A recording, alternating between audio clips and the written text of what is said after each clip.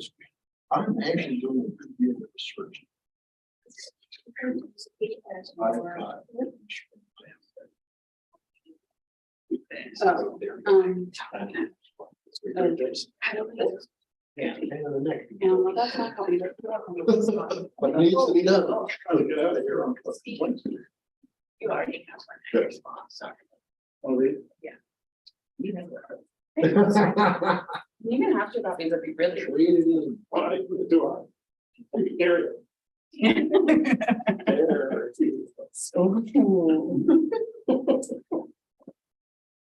Oh, right, Mr. Carpenter may well be late. We should probably get this proverbial show on the road.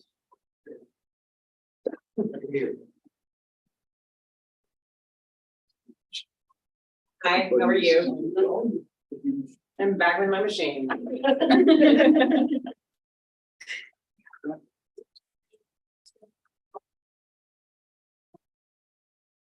All right.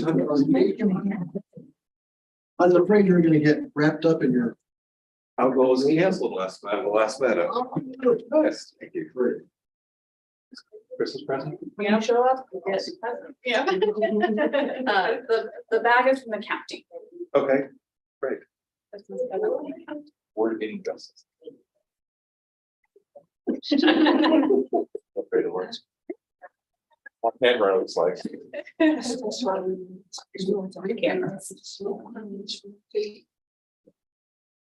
Used to work upstairs. Until 2020. No, so here, you stuff. Okay. For all the things.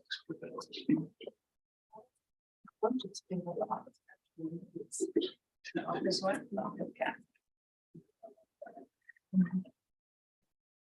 Overrated.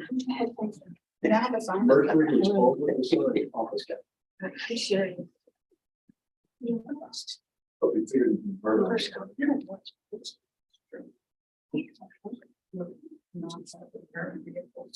Right, that's not. Does. Which has been. It's better than doing it today. It's just been-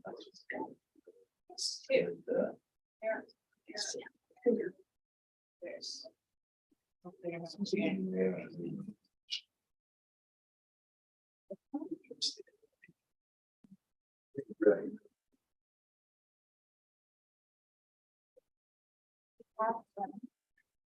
Went over here. You know.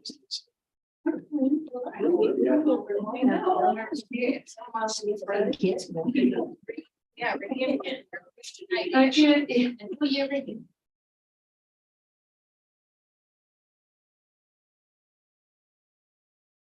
I got it. Okay, sure. Slide that right there. Yeah. This versus- Oh, it's Tom. Yeah, Jan. Hey, Jack. This one tuned in virtually. I don't know, me either. Need Mr. Shaw. Oh, Yeah, he's on. Great. Good afternoon, calling to order the meeting of the Buncombe County Board of Elections for Tuesday, January 17th, 2023. Thank you, visitors, for being with us today. I hope that everyone's had an opportunity to sign the guest book. If you haven't, please do so before you leave. We appreciate it. It's our official record of attendance at our meetings. I'd like to wish you all a happy new year too. Thank you for being here. This will be a relatively quiet year, election services, because we only have 3 small municipal elections. But we're going to be as busy as ever, preparing for next year, which ought to be fairly extraordinary. I hope you will continue to attend meetings with us this year and in the future. Welcome to our virtual participants. Stream all of our meetings online. We appreciate it. When you can't come in person, that you're able to tune in online and find out what we're doing and what we're doing. we have a fairly straightforward agenda today. The focus is going to be on our budget. But there will also be a demonstration and discussion of the Express Vote. Express Vote is a facility that we've been using here in Buncombe County for a while. And we have plans to expand its use. I'll talk about that later in the meeting. We'll start off with a review of the minutes of our last meeting. Colleagues, did everyone have a chance to take a look at the minutes? Give them a once over. I have not. Oh, You replied to it, Linda. yeah, Oh, okay, yes, those, it was the office cat. I did. And I found the office cat. Yes. She hides a little joke in the meeting minutes to see if you're paying attention. I don't know, that wasn't a joke, but These things are not jokes. that's funny. The clerk to the board tests the board. Yes, I did review them. Yes. And I should point out to everyone that our fifth member, Mr. Schultz, is with us today. He's participating virtually. All right, well, not hearing any questions or issues about the minutes. I move that we approve the minutes of our last meeting. All those in favor of approving the minutes, please say aye. Aye. Aye. Thank you. The minutes are approved 5-0. Where's it? Didn't vote. Oh, I was not there. I'm sorry. It's 4-0. I would say. Thank you. Ms. Block, I stand corrected. Sit correct.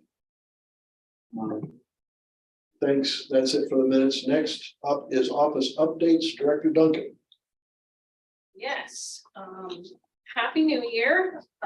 We have been busy actually already. I'm very, very proud of this team. We really get after things. So the archiving process for 2022 is complete. So those are all safe and sound, going through their 22 months of archive. So we've completed that process. We've also started scheduling our ADA surveys for all the polling locations. That has to be completed every 2 years. So we're starting that process. And that's for all 80 election day locations, our early voting locations. List maintenance also went out this month. So this is every January. We go through the inactive voters and the voters who have been inactive for more than 4 years, or more than 2 federal elections, drop off of the list. And then we send out confirmation cards, basically contacts to all of the other inactive voters. So we sent out 8,373 contact cards to try and update those voters to see whether they're still active in Buncombe County or not.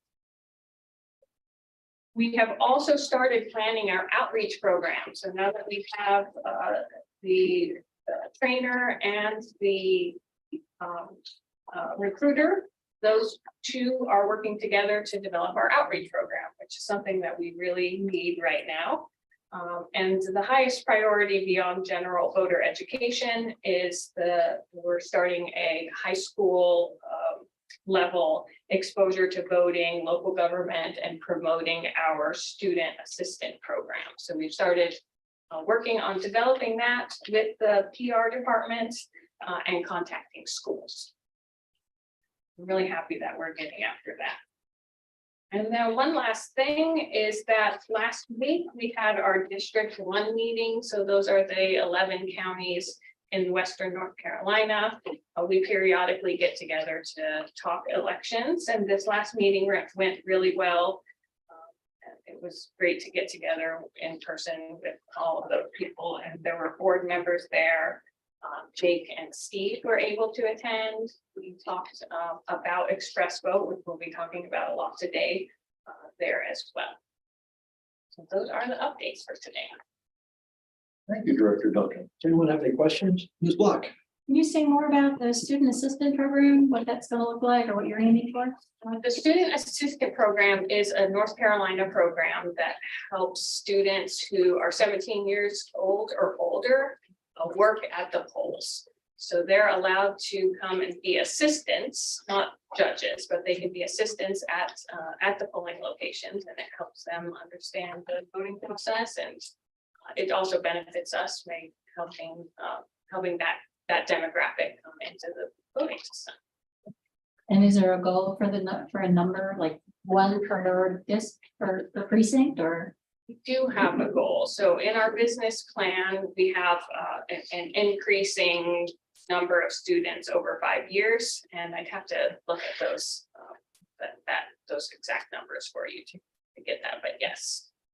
And are we getting state funding to help support that or? No, there's no funding associated with that. Yeah, unfortunately, the State Board of Elections did not get everything, didn't come close to getting everything the governor asked for in their budget. So I don't think we should be expecting much of the fiscal assistance from the state, but it's a great program to bring students into the process as workers. And then the thinking is, once you've gotten a taste, you'll keep coming back every 2 years. Our students would get the day off from school, they get compensated for this the way any other poll worker does. And, I mean, it's very promising. I love the idea of going out to schools to introduce, because I think once we get out there in front of teachers and students, we're really going to gain a lot of traction. And it's going to be a big boost, especially in a busy year like 2024. Yeah, and we have put money in our budget and the county's budget. So the first big step was getting people to actually be able to implement the program. So last year, acquiring the 2 new positions was fantastic for our outreach. We'll go put in money for an outreach program. And the new outreach person mentioned that there's a trainer and a promoter. A trainer and our recruiter, so they'll work together to build the outreach program. All right, any questions? Mr. Schultz, do you have any questions? No. Thank you, sir. We hear you loud and clear. Thank you. All right, well then let's move on to the next item, which is budget review. Director Duncan, what have you in terms of budget for us to review? Thank you. All right, so it's budget time. We all know that. We knew it was coming. So the overall goal for the Board of Elections is to approve a budget that we send to. So at this meeting is the initial presentation so that we can gather thoughts and make any adjustments. And then next week we'll come together for more thoughts, more adjustments, and opportunity for approval if we're ready at that point. Today I am going to go over a summary overview, and you all received the first draft of that. I made some minor adjustments for today, and I'll go through those in detail. So there's the summary, the worded summary of the budget, and then you also were emailed a spreadsheet that had more details in it, and Victoria will go over those details. So we'll start with an overview. Victoria will go over the spreadsheet details. She has a presentation to go along with that.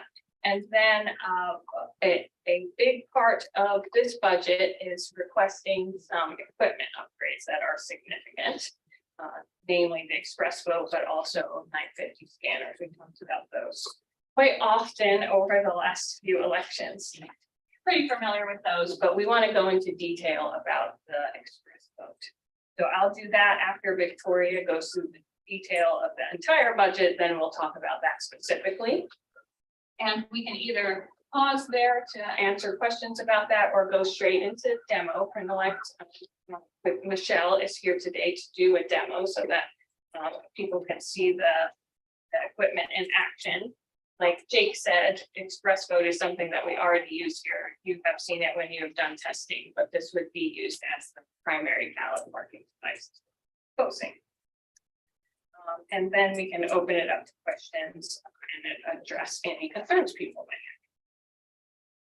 So if you're ready, I will go into the budget summary. And each of you should have one sitting at your desks. And Len, I believe you have yours as well. Is that correct?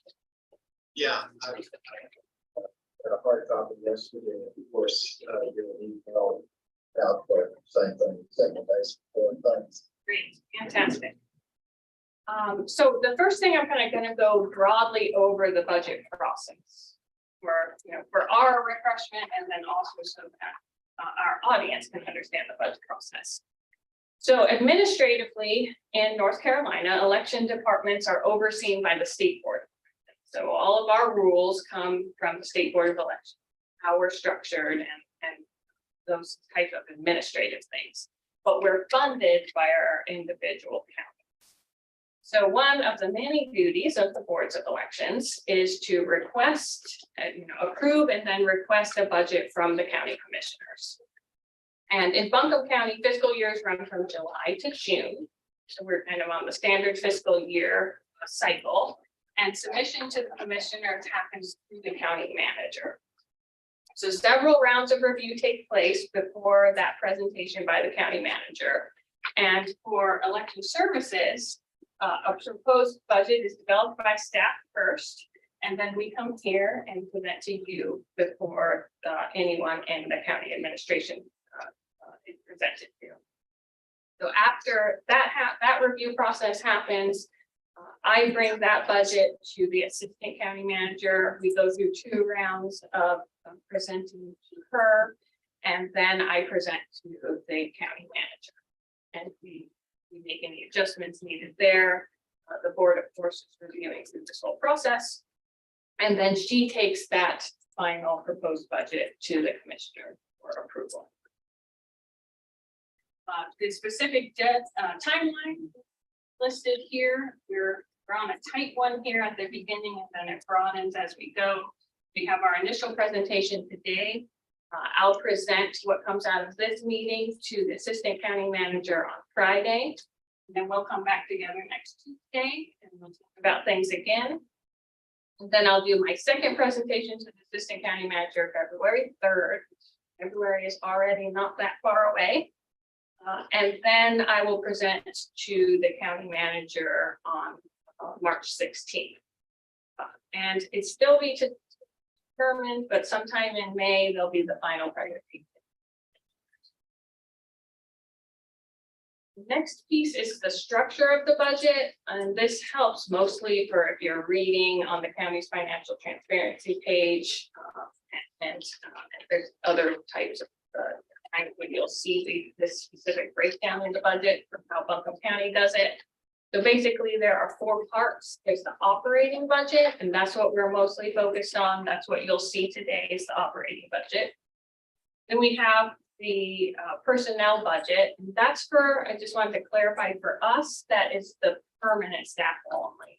So we budget for temporary staff in our operating budget. Just want to make that distinction. And currently the director's salary is initially set by board resolution, and then the staff follows the county pay structure. And we entered into a memorandum of understanding last year related to personnel. Next, there is a capital budget, and those are large one-time expenses. So those are projects that are over $100,000. They're typically construction. And then there's also the non-discretionary budget. So these are countywide items such as the phone system and the printer system, those things. We see those, but we don't have authority over those. That's something that the county budgets for everyone. So sort of like a community fund for all of the departments. And we do have some items in outside of the operating that I'll talk about later. So on the next page goes into a summary, a broad summary of our request. Before it gets into details, we'll just talk about the overall request first.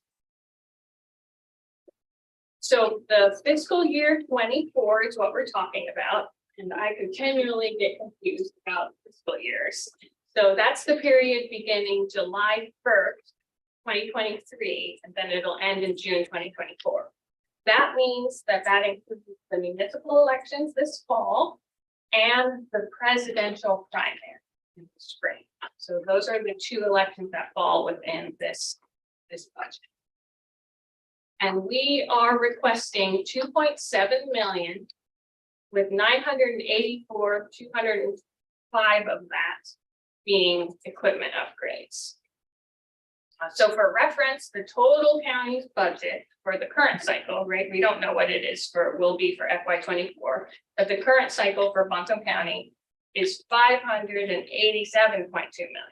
So we're asking for 0.5% of the county's budget, even including the significant upgrades that we're asking. So the total operating request specifically is 2,683,185. And to put that in further context with our budgeting in the past, in FY21, now that was the presidential under the pandemic. And this included grants too. We had grants that year, was 2,941,000. And those are actuals. So that's actually what we spent. Same with FY22 actuals. That was a muni and a midterm primary. So one most similar to us now. Our actuals were 1,473,450. And then what we requested and was approved by the commissioners, we're only halfway through the fiscal year for FY23. So we haven't spent that, so I can't give you actual yet. But what we requested and the commissioners approved was 1,577,770. So the proposal for FY24 for the regular kind of the base budget is 1,698,960 plus that 984,225 for the equipment upgrades that will go into.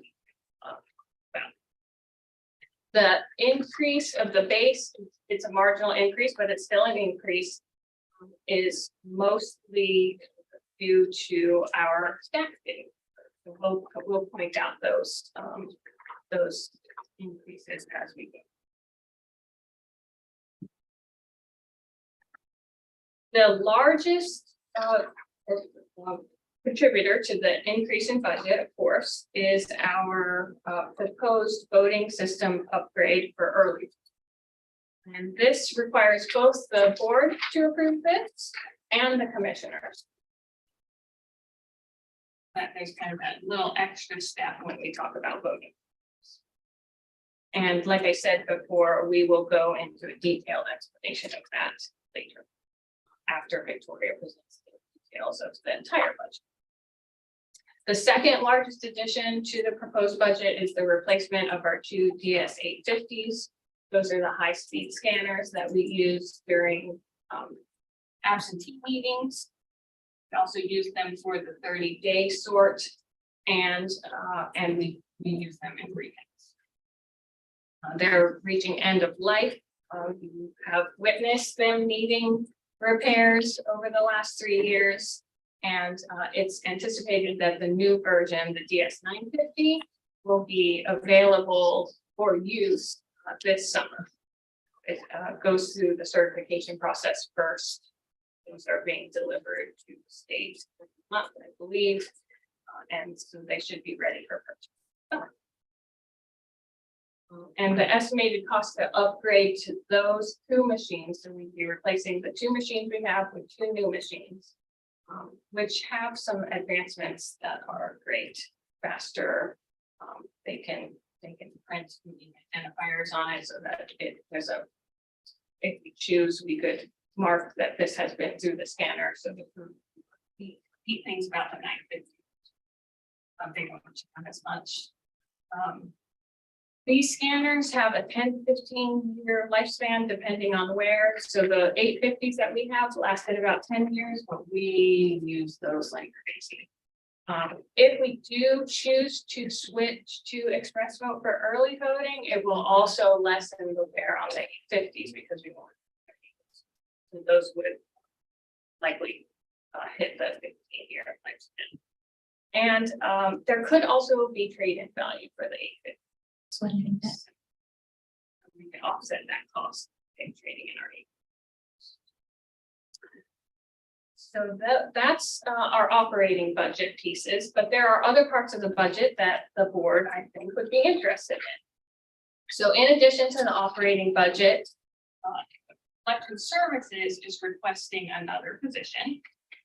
So we all know election administration demands have grown considerably over the past 5 years. We don't see that slowing down. But we also are really focusing on putting more resources towards planning, budgeting, those two things as the same. And so I think that it's time that we divide the candidate management from. And this would help us keep up with budgeting and be able to focus on planning and also stay more in compliance with campaign reporting and devote more attention. That the estimated budget impact of that position would be 60,000 to 35,000. Relatedly, the Buncombe County Public Relations team is also requesting a PIO specifically dedicated to elections. That's to meet the demand for the public education, for the increase in media interest and the records request. We almost drowned them last year. So they are requesting that position as well. And of course, obviously, that would support us significantly. And also, before we turn it over to Victoria, outside of the operating budget, there is capital set aside. So the election services via the general services building assessment. So the general services created this plan and looked at all of county facilities and is proposing what they think is needed for the county's physical building assets. And they are requesting $18.5 million for an elections complex. So that would house the administration and then all of our equipment. The details of that are yet to be determined. Last budget cycle, 17 million was approved, so I don't see 18.5 being purple. Election services also, I have requested 1 million for the eventual replacement of the DS200 scanners, but that's not an imminent need. Those scanners are wonderful pieces of equipment. They're working great. We have had no issues with those. So that's not something that I see needing soon, but I wanted it earmarked since it's a big number. So that the commissioners know that it's coming eventually. At some point that will happen. So we can either answer some questions on the basic overview or head right into Victoria's. Before we get into Victoria's, I just have something on my head, and that has to do with, we're talking about the operations budget, but we've got a significant capital piece. The equipment, it's an investment, it's a long-term asset, a lifespan. I don't recall capital pieces being in the prior two budgets. So when we do the year-to-year comparison, we're actually looking at a significantly lower number for 24 than we're looking at 20. Yes. That doesn't come across because the capital piece is in there for 24, but it wasn't. But I just want that to be clear to everybody that we are not expecting a continuing budget of $2.7 million. That 0.7 is capital. Yes, the base budget really isn't very. And that is despite the requests for additional staff. I wanted that clear. Did anyone have any questions, comments, Ms. Blunt? So you mentioned this public information officer position. Is there an estimated salary and benefits for that as well? Or is- I can get that, the public relations director is the one who is requesting that, so she has the specifics of that, but I can definitely find that. Just Now, to is clarify, that that's part- not part of our budget. Okay, that's what I was going to Yeah. ask. Part of our budget. Yes, it's just of interest because it would be specifically supporting us. But we're not paying out of our. But this 95,000 for the other position, is that the position you were referring to when you mentioned the difference between last year's budget and this? year? Or that is also, No, so that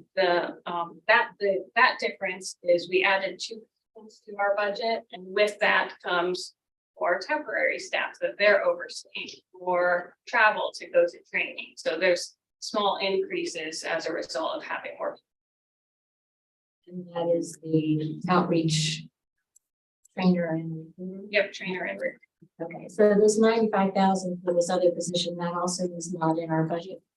Coming from the top. That would go, that's not operating, that would be the personnel budget. So we'd be increasing our personnel. But we don't approve that. Delegated. As one who has been a client of the campaign management side of the operation as a whole, I can't tell you how complex it gets for staff. The more candidates we have, the more reports the campaign management function has to handle. Financial reports, disclosure reports from candidates. It can be overwhelming. When I saw the request in the budget, I immediately understood the driver.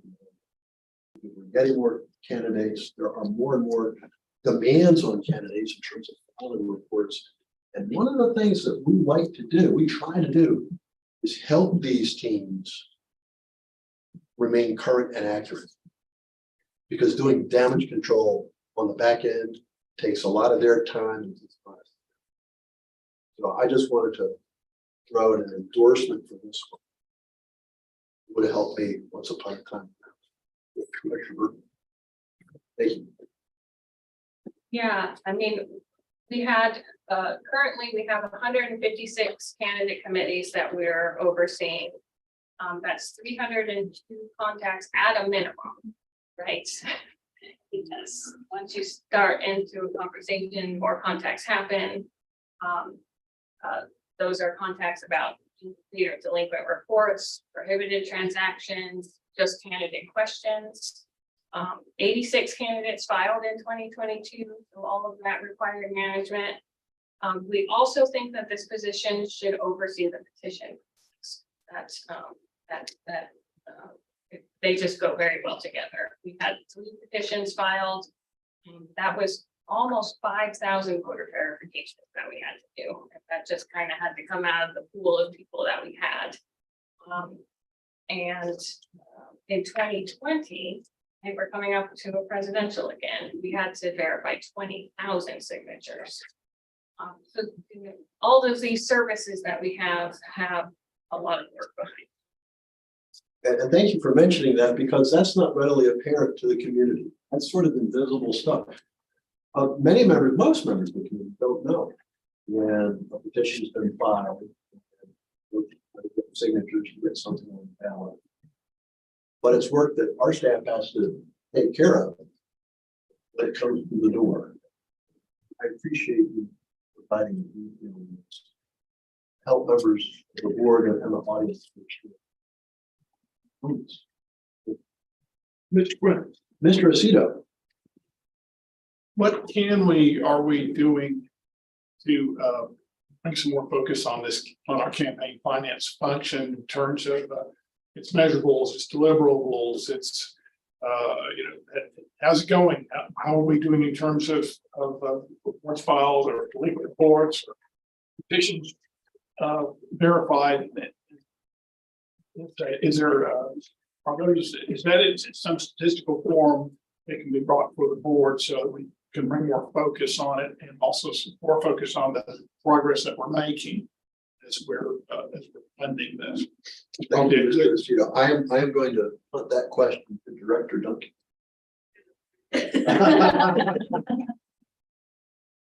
We do upload all of our reports on our website, and there, I guess you would be by candidate to see whether or not they're in their reporting. We do report it to the state. There are prohibited transactions or transactions or delinquent. I don't have, well, I have a spreadsheet, a main spreadsheet with all that information, but I would have to compile that. Is there a way to aggregate those numbers so that we can kind of measure the impact on the organization and get some year-to-year comparison together and see how's it trending, what's going on? I think that certainly would help future budgeting requests. And I can see where that function would tend to kind of fall through the cracks. But it's every bit as critical as our primary voter function. You're supporting candidates directly. So running candidates, then what's the point of having voters, right? So let's there's some reporting to the state. I imagine some of that's going to be duplicative of what we would need, but really kind of need a little the board, I think, needs a little some guidance from staff about what do we need to be looking at. What are the numbers that reflect the impact on our organization? What are the numbers that reflect impact on the community? And how do we assess that? Mr. Lucido, thank you.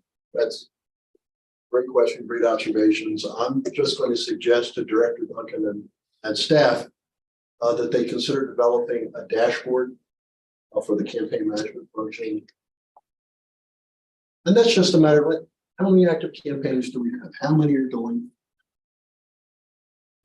What's working? What are the issues? And one of the, I think it would be easier to achieve that if we can have someone dedicated to that function, as opposed to the juggling that currently occurs. But thank you.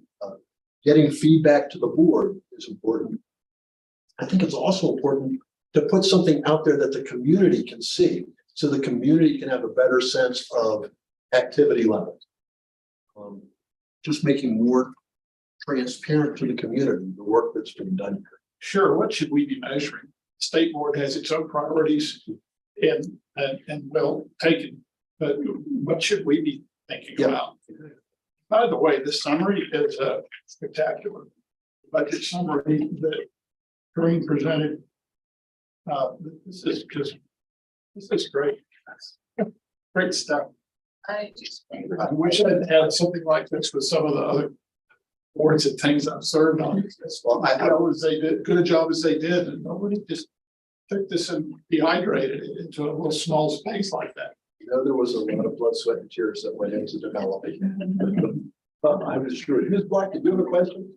I just, again, on the finance, campaign finance work, sounds like it's been a struggle to find like the personnel and the time to really dedicate to it.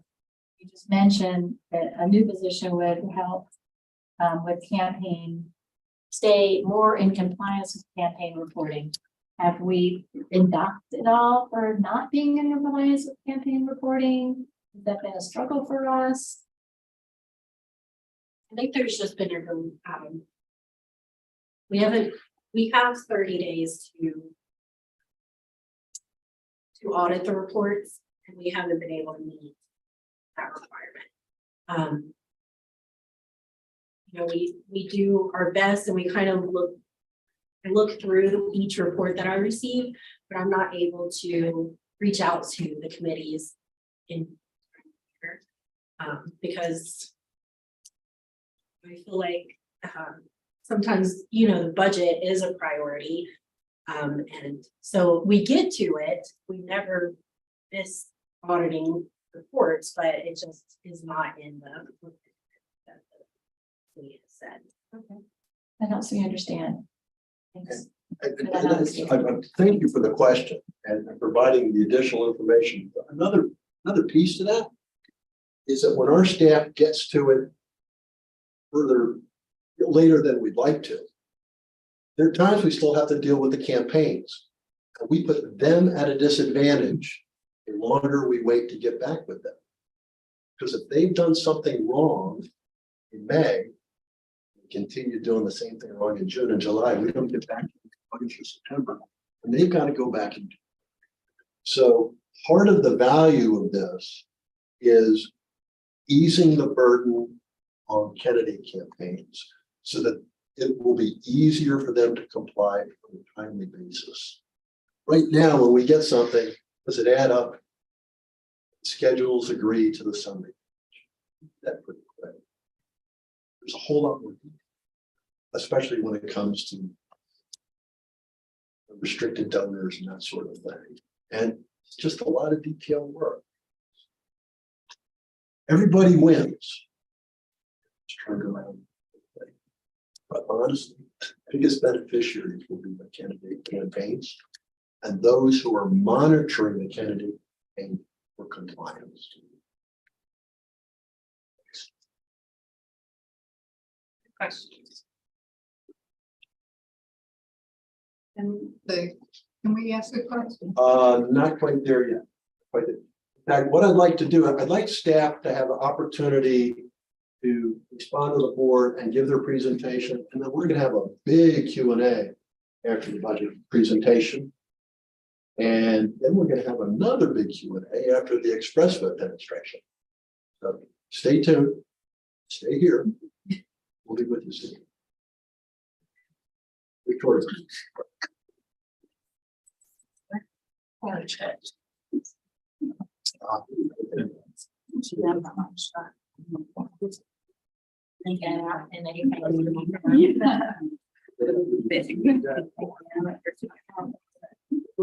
I've heard it was yours.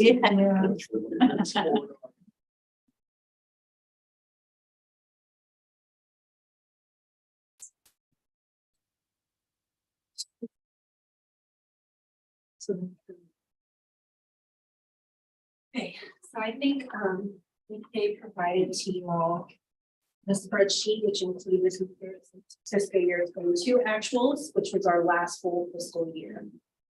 The spreadsheet also includes our current year-to-date budget actuals, as well as what we're requesting in fiscal year 24. I'll be going through each ledger and highlighting expenses each section entails. I will go in the order that is on your spreadsheet. And Victoria is running a PowerPoint up there on the screen if you want to be supported by it. So here's our budget summary that Cree went over. It includes the operating expenditures, capital equipment, and then the total fiscal 24 budget. And this is just a visual representation of our operating expenses trends for the past 2 fiscal years. So there is a slight increase of $225,545 from the fiscal year 22 actuals and what we are requesting in 24. So the first 2 ledgers are uniform travel and training. In uniforms, there is a small increase in that budget. We would like to purchase aprons for election day workers. The judges have aprons, but we're purchasing aprons for the remaining workers so that they can be clearly identified by the public as an election official. And this will be a one-time purchase. And then, as you can see in 22, we spent $246. So this does look like a substantial increase, but But each year we budget for team wear. But because we've had limited staff, we haven't been able to purchase the uniforms. So now that we have a designated person to purchase them and an outreach team, that we will have the uniforms purchased. And then in travel and training, there was increase a little over 6,000. And in fiscal year 22, our state conferences were virtual and other conferences that we attended, so we didn't have that additional cost of hotel and then we also have additional staff members. Then in the rent and lease and office expenses, so there was a substantial decrease from fiscal year 22 in the rent and lease ledger. That is because we are still paying property tax and rent at 77 McDowell at our old office space. And then this includes a penalty that we pay to break the lease contract, which you will see on a different line on your spreadsheet. Wanda lives on. She signed that. Nobody else signed that. It's no legal review. Sorry. Oh, it's infuriating. Sorry. So, and then on the PowerPoint, if you can see it, it has, what's in those ledgers. So we have budgeting for training venues, early voting sites, election day sites, and increase of chair training. And then in the office expenses ledger, there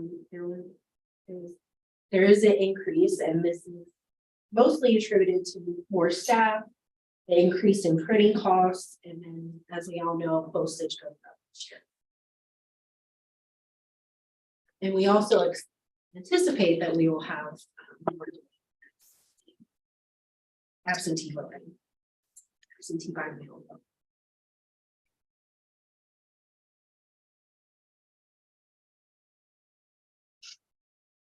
We'll see. We'll see if the law changes. Okay, so in the maintenance and repair and equipment, maintenance and repair, there's an increase of $306. But this is for our any updates that we may need to sites, election day and early voting sites to ensure ADA compliance. In the equipment maintenance, there was an increase or a decrease. This is because in the past we had our ES election systems and software equipment maintenance paid out of this ledger, but we have moved it to a different spend category. And we also have budgeted for office equipment repairs such as the plotter, voting machine, shrink wrap machine, things that would slow down our operation if they went down. So our next one is our largest spend category, and this has our ballot generation, laptop rentals, temporary staff. And some of the causes, or there was a increase in that. And some of the causes for those increases, or that increase is we would like to rent early voting laptops, which is a $14,000 increase. In the past, we've relied on old IT laptops, but that's not always something we can rely on. Also, the ports there's not enough ports on the laptops. We know that the hand-me-downs will be these machines, which won't work for us for early. They're obsolete. We've also included an hourly staff increase for early voting workers. This will increase the early voting rate for captains from $14 an hour to $16 an hour. And for workers from $12 an hour to $14. So this is a total increase of $52,000. In fiscal year 22, we budgeted for more staff, but we're unable, or temporary staff, but we're unable to get those temporary staff that we budgeted for. So we were understaffed as far as temporary staff goes, and that is one of the. Yeah, so we were significantly under budget, which yay was great, except that we were way understaffed. And that was the staff that we had in-house as well as all workers. And we experienced that both of this election too, so that's could be reflected in this current budget cycle. But now we have the recruiters, or I anticipate that we'll be much closer to our budgeted amounts as we have a recruiter that can get us the people that we need. And then in the advertising budget, this is where our mandatory newspaper notices come from. This would be the election notices, worker appointments, voting location changes. Also, in the budget is early voting PR materials, so that's palm cards, yard signs for early voting. And also for funding for our outreach program. So the next two are information technology and telecommunications. So in the IT budget, this includes the early voting and election day printer consumables. Also, if Express Vote, our Express Vote proposal is not approved, we will need to upgrade our current BOD printers to Brother printers. This would be a cost of $44,000. If Express Vote is approved, we can deduct that. It's 59,000. The 226. The 59 is hardly. So the 44,000 is for the printers, and then the 59 includes the toner. That's The associated cost of price. and then our telecommunications, this is the landline services for election day sites where the cell phone service is spotty. This budget includes 2 landlines, and we added a few for any cost increase from.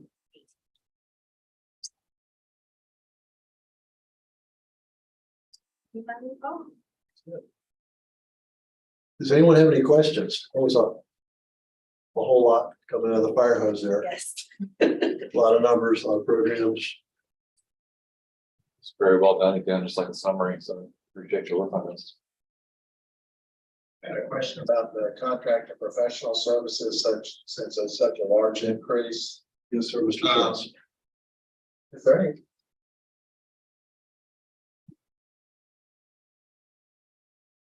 I think we lost. We you. lost you, Mr. Schultz.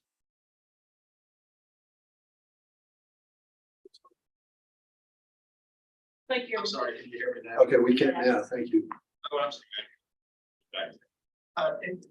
In light of that increase of 579,000, is there any way of breaking that? I assume that is allocated among increases. Looking at your PowerPoint among the ballot generation, equipment delivery, traffic control, laptop rental, editorial service, and temporary staff. I'm understanding that correctly, Victoria. Is there any way of breaking down that increase among those items? Yes. At this second, but we can definitely bring that to you. But just to kind of recap on that, it does look a lot bigger than it is because we're comparing to fiscal year 22, where we.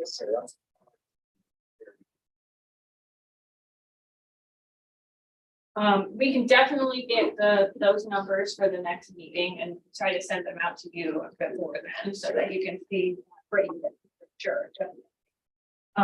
The increase does look bigger than it really is because of not being able to hire all of the workers that we wanted to. It is the biggest part of our budget, our operating budget. So when we don't fill those, it makes a big impact. And I don't want to numbers out there. It was hundreds of thousands that we did not spend, that we had. That we would have like. spent To have that support. So the idea there is that you weren't able to, last year, for the comparison, but I guess last year you weren't able to hire all the people you needed to because there just weren't bodies there. Yeah, So this increase doesn't take that into account, the fact that money was not spent from last year. yes, that's correct. In fact, we could get the budgeted amount as part of that, and the budgeted amount versus the actual. You can see that too. Was the, I don't want to get off track here from the budget, but was the problem that pay wasn't enough, or just people were not interested enough, or that was all speculative? There were a bunch of things. So remember, last year the election moved. So that was a problem when we had people lined up, then we lost those people because they can't wait 3 months. And so we had that hurdle. Pay was lower. We increased that last time, so we're hoping that that helps with that recruitment side. And then we just didn't have anyone who was dedicated to recruiting and making good job descriptions and keeping up with Spherion to make sure that following up that they're doing advertising for us, that they understand what the job requirements are, all of those. So we in the past, we continually have trouble getting all of the people that we need. FY 22 was extra difficult because of the economy changes and the election moving. Okay, thanks, that's helpful. Does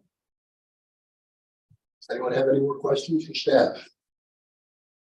Ms. Black? Some clarification on the office expenses, dues and subscriptions. There's a note that the GPS trackers are budgeted under our cost center, so this increase for dues and subscriptions is related to the GPS trackers. So that those ones were in IT's budget, and IT has moved to our budget, so that is an increase.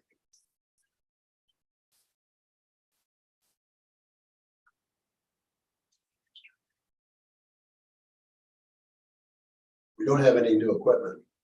It's just the county doing the budget differently. They assign it directly to us, rather than the IT. Proceed up. Yeah, Mr. Quinn, thank you. You and I had discussed previously how it's hard to track some of these budgets when the ledger categories keep migrating. That's just part of the bookkeeping process, obviously. So it is hard to do the apples to apples, and that's a pretty good example of it right there. Is that something showed up on our budget that in there last year, expense was there. And legitimately so. So I don't know how much there's enough of that going on that would be significant enough brought to our attention. Victoria, but Linda just picked it up. Thanks, Linda. So I know that's just kind of a besetting sin. They always have to deal with that.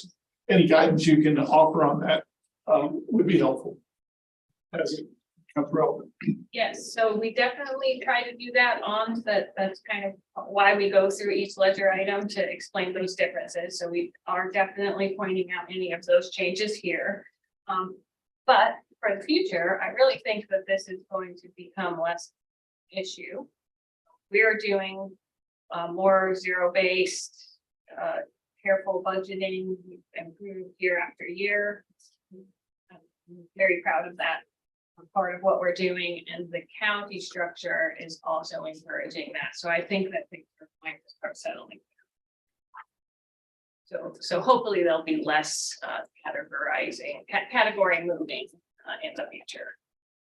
It'll never be completely avoided, but I think that it'll be. During my career, I worked in the finance department. My experience was accountants love to change codes. We'll see what happens. But appreciate your optimism. I also think that it's important. I think sometimes when we're looking at variances for a small budget, the variances look kind of wild. So make sure that when you see a 300% increase, that you look at the actual, the dollar amount that's associated with those, because often it's not as big impact as it might.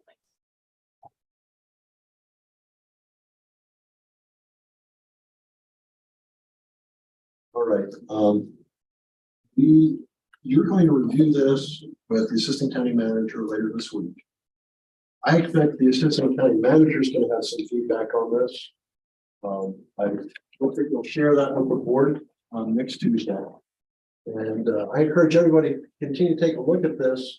If you've got any more questions, bring them in on Tuesday. And let's see what we can do this thing together. Thank you, Victoria. Thank you very much. Appreciate the presentation. Thank you. Ms. Block. Are we gonna open it up for questions? Yes, indeed. Feel good? Did anyone have any questions about the budget that you've heard so far? All righty, then we will move right along to what I guess might be the main event today. And that is the discussion of the express vote about working device. Early voting in Buncombe County going forward. Director Duncan. And can you hear me? Yes, I can. All right, so on page 3 of the document that you have is the proposed equipment upgrade for early vote. So this is what staff is proposing to the board. Again, the board needs to approve and then the commissioner needs to approve. That's the process. So this is the initial discussion. It's the largest requested increase for this budget. The second largest is the 950s, but I think that we understand that issue. So we're going to focus on the early voting upgrade. In Buncombe County, as you all know, early voting is the preferred method, with over half of our voters choose every election. And the current system for early voting uses the ballot on demand printers that print the ballots. That system is a little bit slow. It's very complicated. It's a complicated system, labor intense, and having only 2 printers at the state does introduce some of this. And unfortunately, the reliability and the technical support for these printers and switching brands has decreased to the point where we required some investigation into some other options. So after researching options, which included developing something in-house, that was resoundingly rejected by the IT department. Reverting to pre-printed only, that's an option. Switching vendors, that ended up being a very expensive option. And we settled on proposing the express vote system. Across the state, 11 counties, including Mecklenburg uses it not just for early voting, but also for election days. They're a complete express vote. 11 counties, including Mecklenburg, and 4 counties locally, Henderson, Transylvania, Jackson, and Haywood use this system. And I've spoken to the directors in those counties, and I'm sure they would all be happy to talk to you. But Henderson and Transylvania specifically offered to take any questions. As you also know, Buncombe County currently uses the express vote, so the machine's not new to you. You've all seen it, but we're using it in the ADA ballot marking capacity. So it's familiar, it's proven. Machine that doesn't have a lot of moving parts. It also doesn't have consumables, the thermal printer. So I've also discussed the system with the IT department, and it has the support of the IT director. So for voters, the difference between the current system and what we're doing, and we'll go over like pros and cons that have more details. It's essentially the express vote system is where vote selection would happen on a touch screen instead of hand marking the ballot. and the ballot would be smaller. So the ballot, it's still paper. And it would still be placed in the PS200 tabulator as we currently do. So there's no changes there to the actual. It's basically the express vote is the pen. The mark. Adopting the express vote would increase the ease of ballot marking for voters, and I'll go into more specifically into what that means. There would be a decreased wait time, and it would create a system where all of our devices are ADA compliant, including adding the capacity to program in other languages. Excuse me, Director, I have to insert one thing here that is not included, but is crucial. With the express vote, there's no need to flip over the ballot. You will get every race that's on the ballot in order. Right now, we experience considerable amount of undervotes from people who simply forget to flip over the ballot and put the second side. Odd numbered years, that's not a big deal. Side of the ballot. Some of the primaries, it's only one side of the ballot, but more often than two-sided ballot. Thousands upon thousands. That's just one more feature of the express vote. It's a plus. So we're continuing. Internally, using express vote will increase the system lifespan, so it's there's definitely value there. Will decrease risk of system failure. So right now, when one ballot tar goes down, that's a big deal at an early voting site. There would be several express votes at an early voting site under this method, and so if one went down, it's not a big deal. We also will decrease reliance on consumables such as toner because it's a thermal printer and parts. There's not very many parts with this system. The system will also decrease labor needs. For example, our biggest one is that it would eliminate the precinct data source. Why is that? That is because the express vote can program by precinct. So we don't have to sort back into the precincts after the election using the data. So there's the kind of 30-day wait period where people are waiting for us to do our precinct sort. The express vote is automated. That's not a manual process. We no longer need to sort the actual ballots. Correct. Would not have to be sorted and rescanned, which is what we currently do. But the days following election now, every single paper ballot. They put through those 850s again, which has worn out the 850s. And we have had some difficulty staying within those 30 days, and all during those 30 days, people are calling me asking me where's the precinct sort data. So it's a nice bonus to have less wear and tear on the 850s, and we get our data much quicker. And we'll stay in compliance. Yes, it's just like election day. So election day is programmed for precinct, so it's in precinct already. That's why the data comes sorted already on election day. So early voting would have that capacity, which it doesn't now. So you wouldn't be handling ballots and sorting them out by precinct, is that what you're saying? That's correct. Okay. And for this past election, it was 384 labor hours that we spent. Post-election. Okay, so now let's talk a little bit of numbers specifically of, how we came up with that estimate of $604,225 plus shipping. So this budget that we just went over with the spreadsheet with Victoria, that includes a proposal for 12 early voting sites for the night. This estimate for the express vote system would add 2 more sites for the general. So we would be asking for equipment for 14 early voting sites so that we could cover the general election too, not have to do 2. This estimate is for 14 early voting sites with 10 express vote machines at each of those sites. And then the 4 express vote printers that accompany the check-in stations.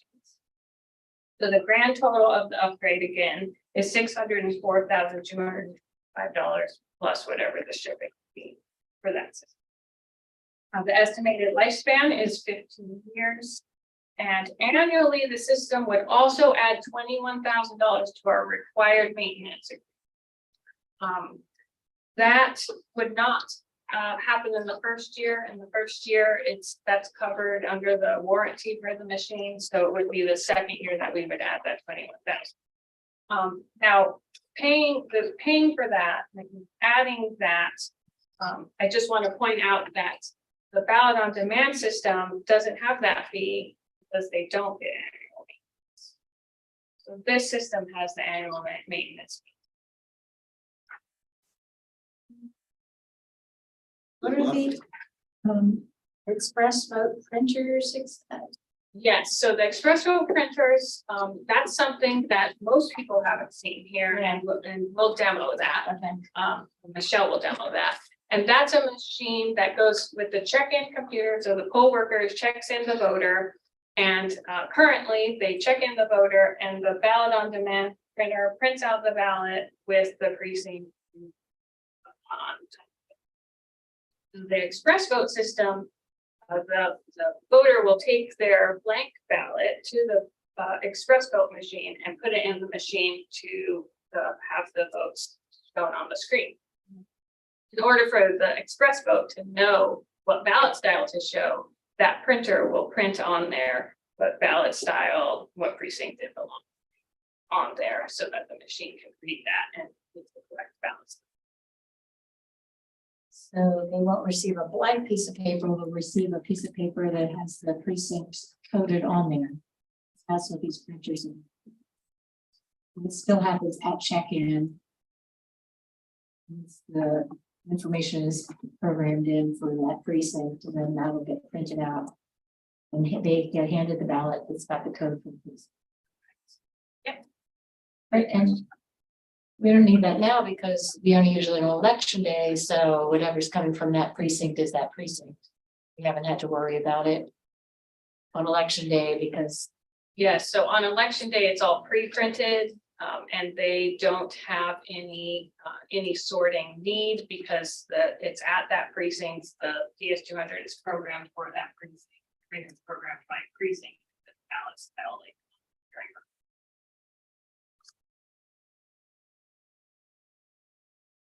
Yes, sir, Mr. Carpenter. Couple questions, so exactly how many machines will be ordering with this, and relatedly, how many current machines do we have and plan to continue using the current machines? Okay, that is a great question. I'm glad that you asked that actually, because I didn't address that here. So this proposal requests 140 machines dedicated to this. You can flip them to election day, and the actual process isn't that difficult. You burn the stick that's associated with that and can bring them. Problem is, we don't know how we would physically get them delivered at 80 election day locations. We were flipping. So I don't recommend us flipping. That option's there, but between you know how busy we are in those 3 days between the end of early voting and election day. I think flipping would not be a good idea. It would introduce an operational risk that could bind some precincts on election day. In ways that you don't even want to imagine. Yeah. We open at 6:30, we can't. Yeah, I lit up with that idea, and then I talked to some other counties and I realized that not a good option. It's we could do it, but I think we should. Well, we can do it in the future. But I think it makes sense to be a little more deliberate. I think it the gets to speed my, with which we adopt this. I guess my next question, was there any exploration of doing this for general election as well, or we're just for voting day as well, early voting? So Mecklenburg does it, they love it, it would be a consistent method between the in-person voting, but it would be expensive. So it would be $3.5 million for an upgrade election day. And I didn't think that. So, but it makes a lot of sense for her. And Expressville, in contrast with Ballot on Demand, Expressville was built for this purpose. Ballot on Demand works for this purpose, but it wasn't really built for anything. As someone who's tested the restaurants, it's pretty sweet. I mean, it's fairly fail-proof, and if you undervote or overvote, it tells you right away. And I mean, there's a little bit of trickiness at times to a few things that might be confusing for a new voter, but mostly it's pretty straightforward. I do have a question. I mean, the whole thing is based on this idea that early voting is a preferred method and that over 50% of voters are choosing it, but doesn't that over 50% include them by mail? What percent? So over 50% of in-person voting is happening in early voting? Yeah, so it changes for elections, but we have a really great dashboard that I can.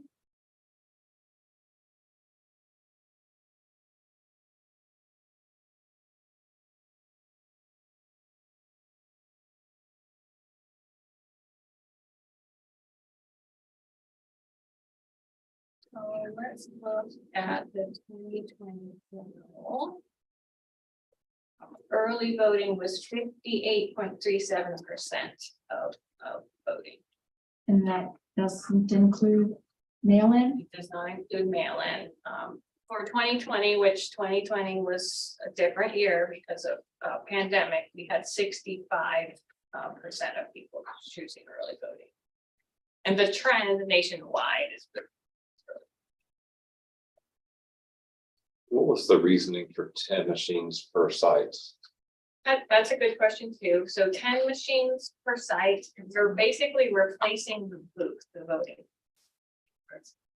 So I checked around with other counties and looked at their voters, their rate per hour, and 10 seemed to be able to keep up with our. That would be an average number.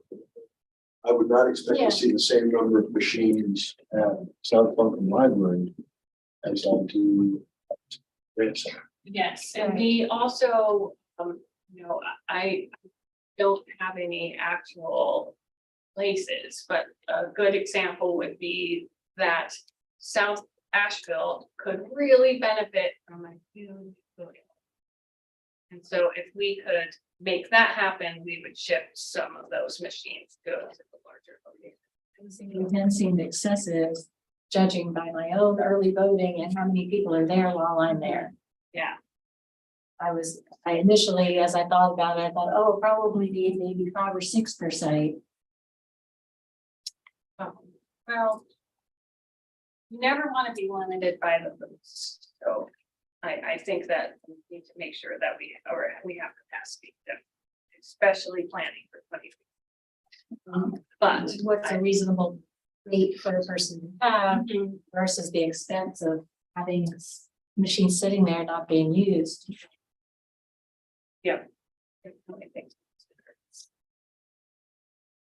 Are you asking for like we could base it on the sites that we have used in the past and try to refine the number? I mean, I'd kind of like to know how many, the number of voters at each site. Like, we know how many are there per day, right?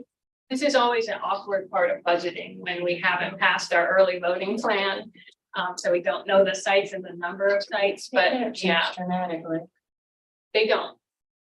Well, one of the things that I've taken a look at in the past is when people vote. And I did it for the early voting sites.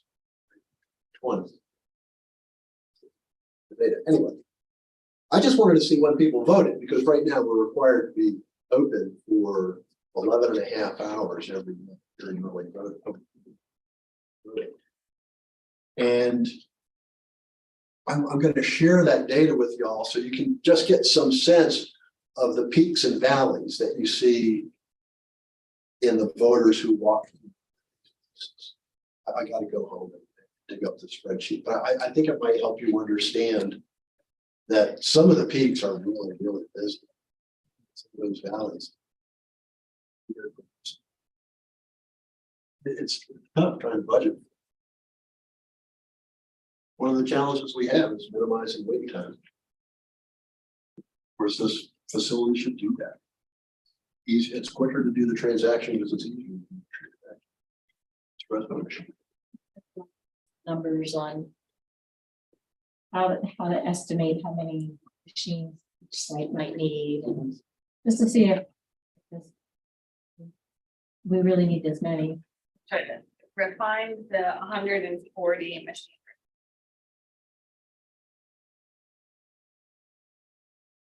Have we ever had 14 early voting sites? We've had 20. Yeah.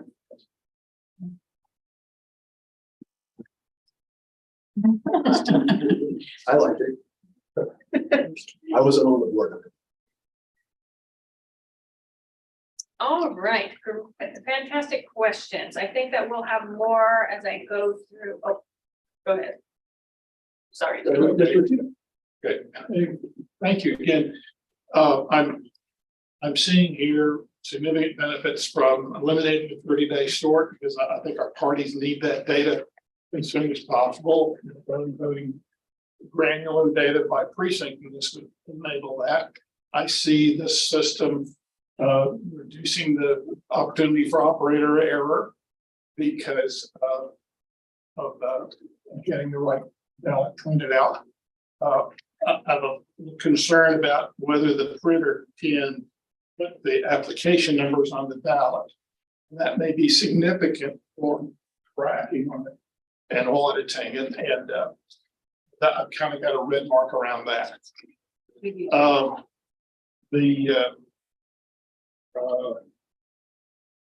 I appreciate that this is going to make it easier to flip the ballot when it's on both sides.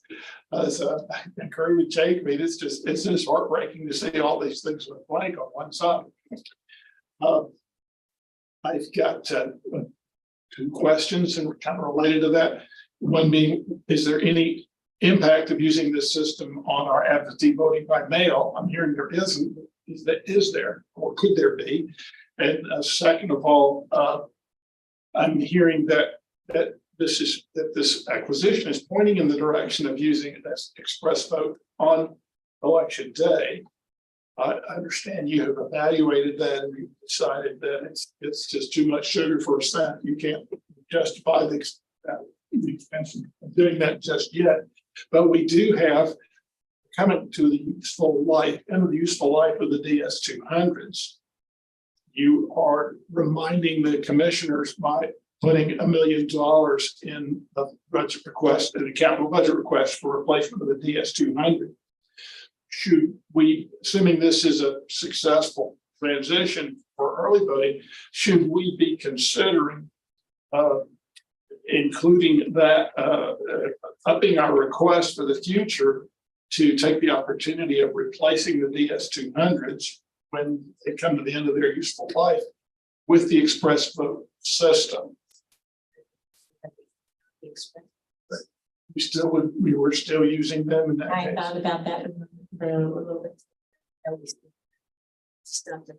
Still got to stuff it in there. That's right. And that's important that everybody understand that better than I just did, which is that we're not changing the fact that voters going to be handed a paper ballot. And then they're going to look at that and they won't be marking it and dropping their pen halfway down the ballot and making the machine overvote or undervote or all of the little brain damage that occurs. Not this one. Yeah, no more, not this one. I meant that one.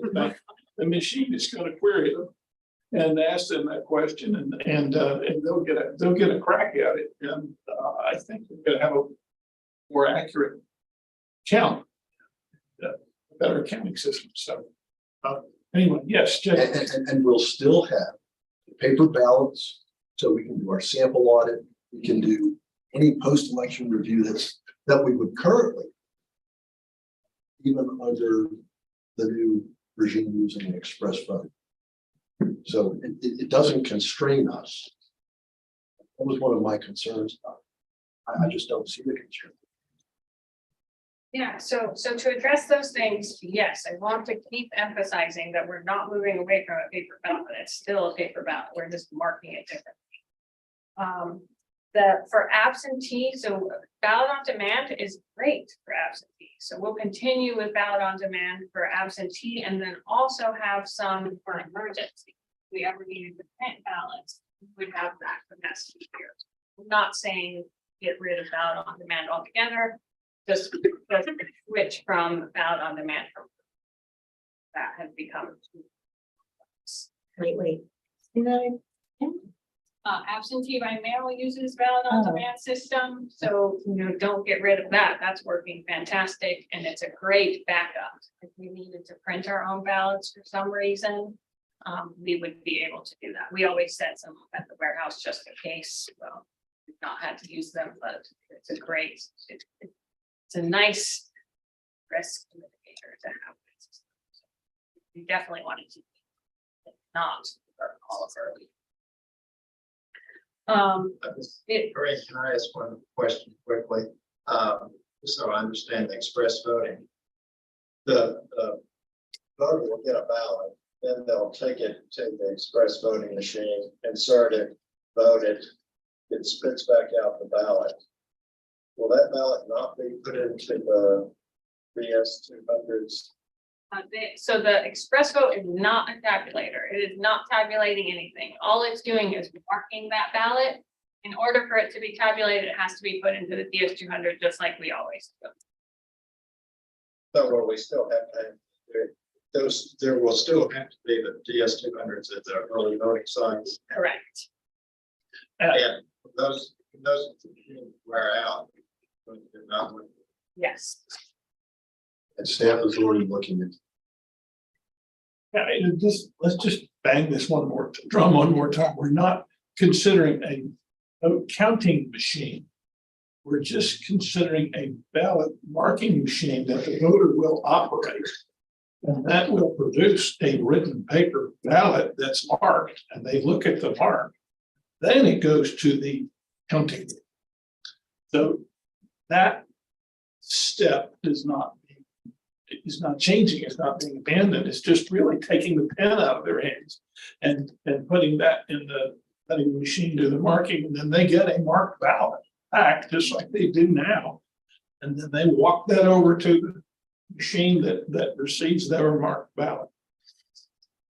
Well, you're looking at reduce eliminate the need for DS-200s, go to express voting. Right. Correct. I have one question about, we use thermal printing on this. I know from personal experience, I've got thermally printed documents that are no longer readable.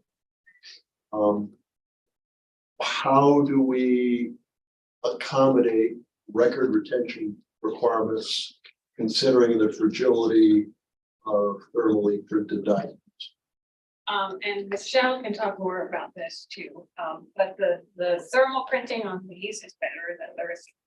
So they last longer in general. But then, of course, we would store just like how we do in a climate controlled dark inboxes environment. So that for the general lifespan that's needed for records retention of ballots, I don't anticipate that being an issue at all. Has it been an issue with the counties you've spoken to? Has it ever come up? Good. Wonderful.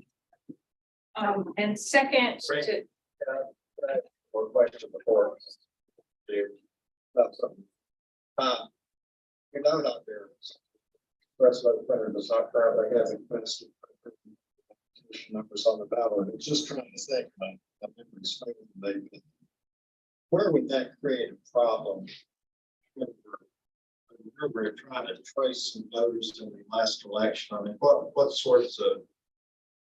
kinds of problems that pose in terms of tracing ballots, tracing voters for some irregularities? thank you. I think that all of this will go better if I finish my pros and cons section. And then I will definitely answer that section, Glenn. And finish with Steve, your election day request, if that is something that the board wants to pursue of, you know, saying if this goes good with early voting, consider the possibility we can do that. That may require further discussion, but yes, I didn't, I think that it's a great system. I didn't suggest it because. All right, so let's go through more detail, the pros and cons of this system, and there are some cons. But I think that the pros outweigh those. First, we've hit on a lot of these already. It's easy to use touch screen for voters. And this means that we have a shorter wait time. We eliminate overvotes and voter intent review.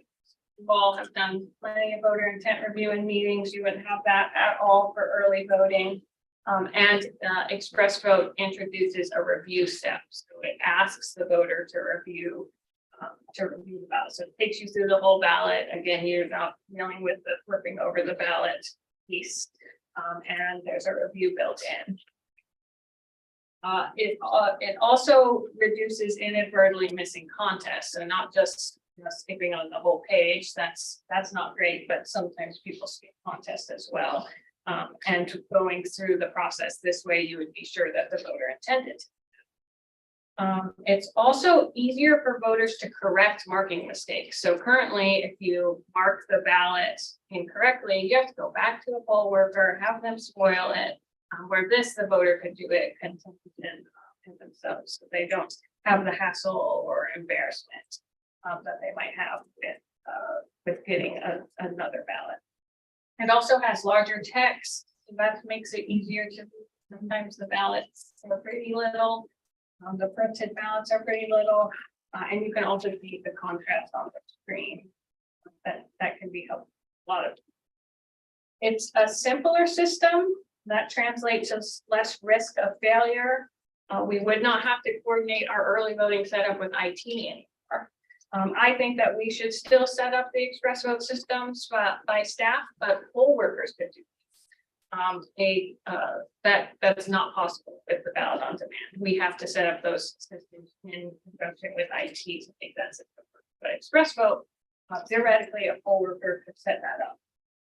We would also again have more machines at the sites, not just two. So if one went down, it'd be okay.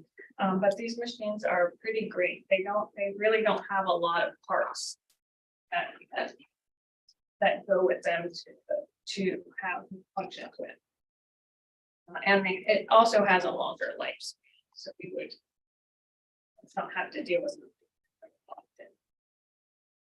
often. There is lower labor with internally for us setting up the system and working with IT to get everything working for the early voting sites, and we have less consumable demand, so there's less paper.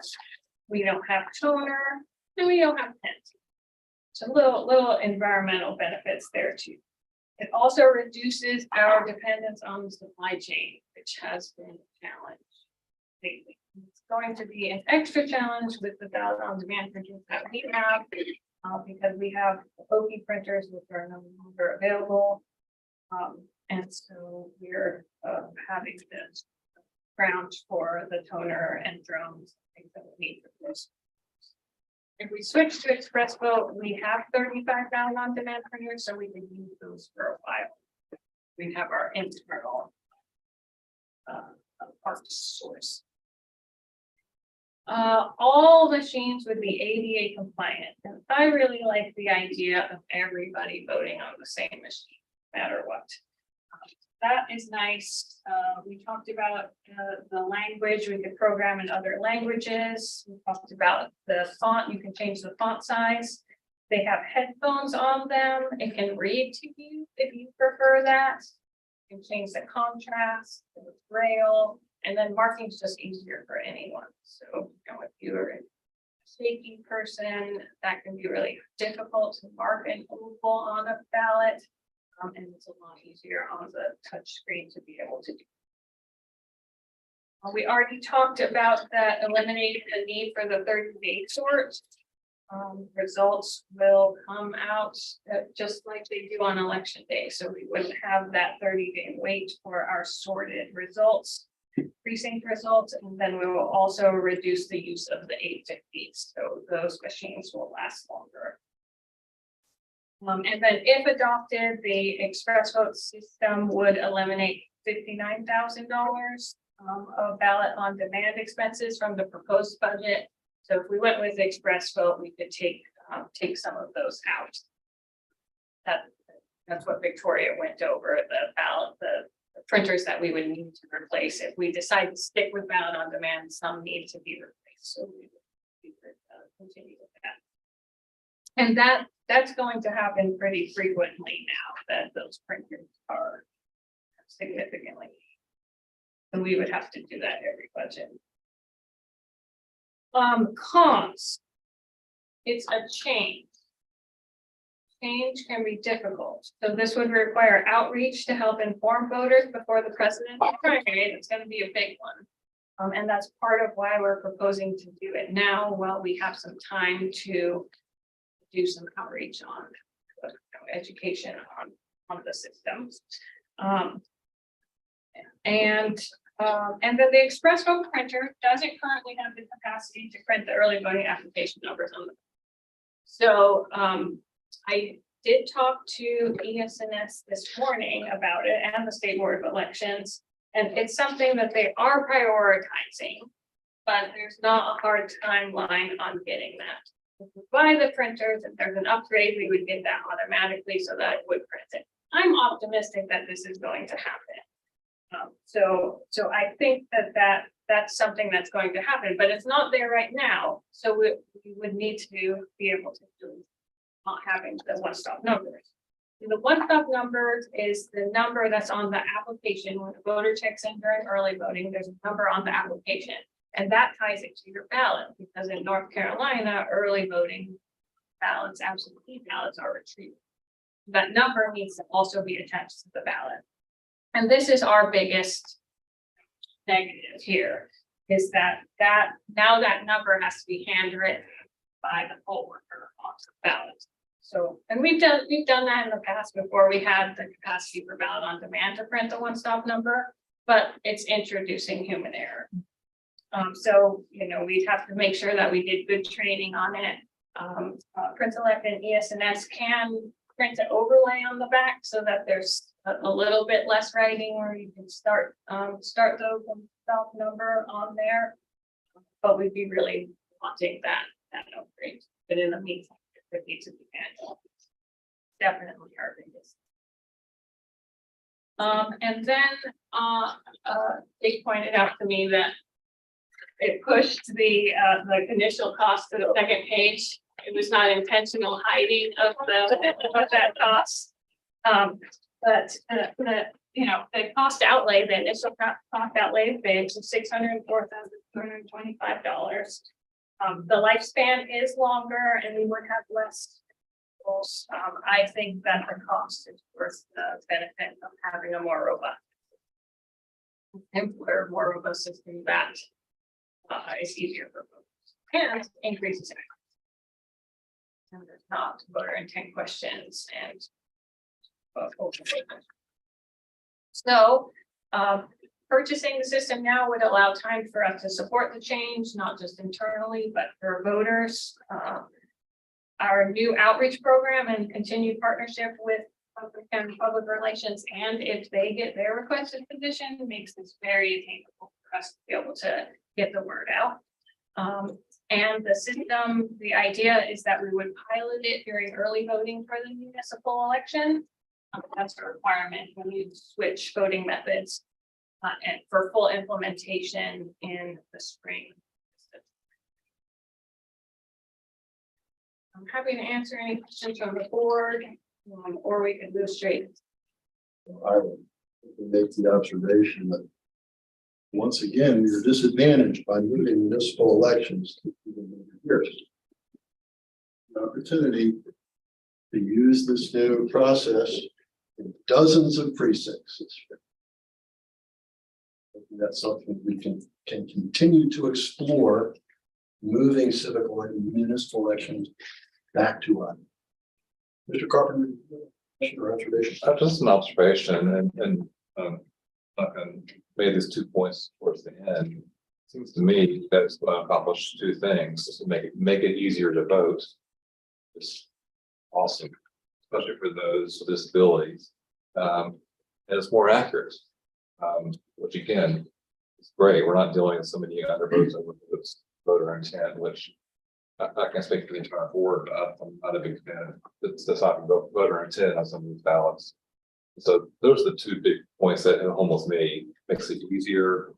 More accurate. Thank you. I know we save toner and paper and such from not having the ballot on demand printing, but we also will need the ballots that are specific.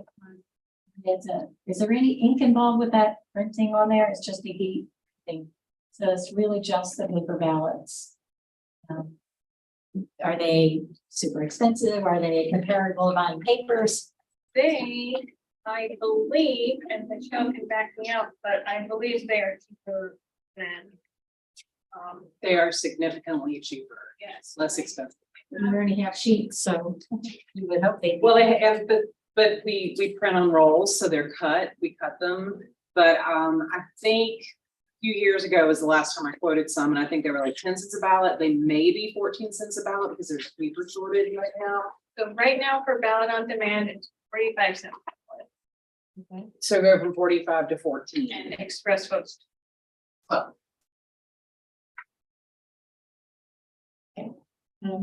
And less paper. There's Yeah, they're smaller. And then, did the other counties say anything about the learning curve, about introducing this brand new thing to? Would you like to speak on that? Well, I'll just share with people the evolution of my thinking. I've been familiar with the Express Vote facility for a while. When it was approved by the State Board of Elections, there was some controversy surrounding that approval. And we have used it here for a while, and I did have the benefit of attending the District 1 presentation. Waynesville. And I was the person in the room who was the skeptic. I was the one who resisted moving in this direction. But having reviewed all this and hearing benefits and understanding that the difficulty of introducing something new like this, I was persuaded, my mind was changed. And I realized that this was going to help the community vote. This was going to help individual voters in a meaningful way. At the same time, it was going to enable staff to work more efficiently. But my real focus was on the voters, because I want this transaction to be something that the voter has real trust in. And considering that we can continue to audit in the way we have in the past, and considering that when someone uses the Express Vote equipment to generate their ballot, you know, even before they put that ballot into the DS-200, you can take that ballot and you can put it in another Express Vote machine if you like, to verify that the coding on that piece of paper is, you know, it includes votes for the candidates that you selected. You can double check your work. Use the Express Vote machine. That was the real sell. There are elements of this process, I think, that are going to increase trust. After all, when you put something in the DS-200, I know that the DS-200 is reading all those little lines, all that code around the rim of the paper. And that's how it's determining where to look for spots on the paper, you know, the marks that the voter makes. way the express vote works is essentially the same thing.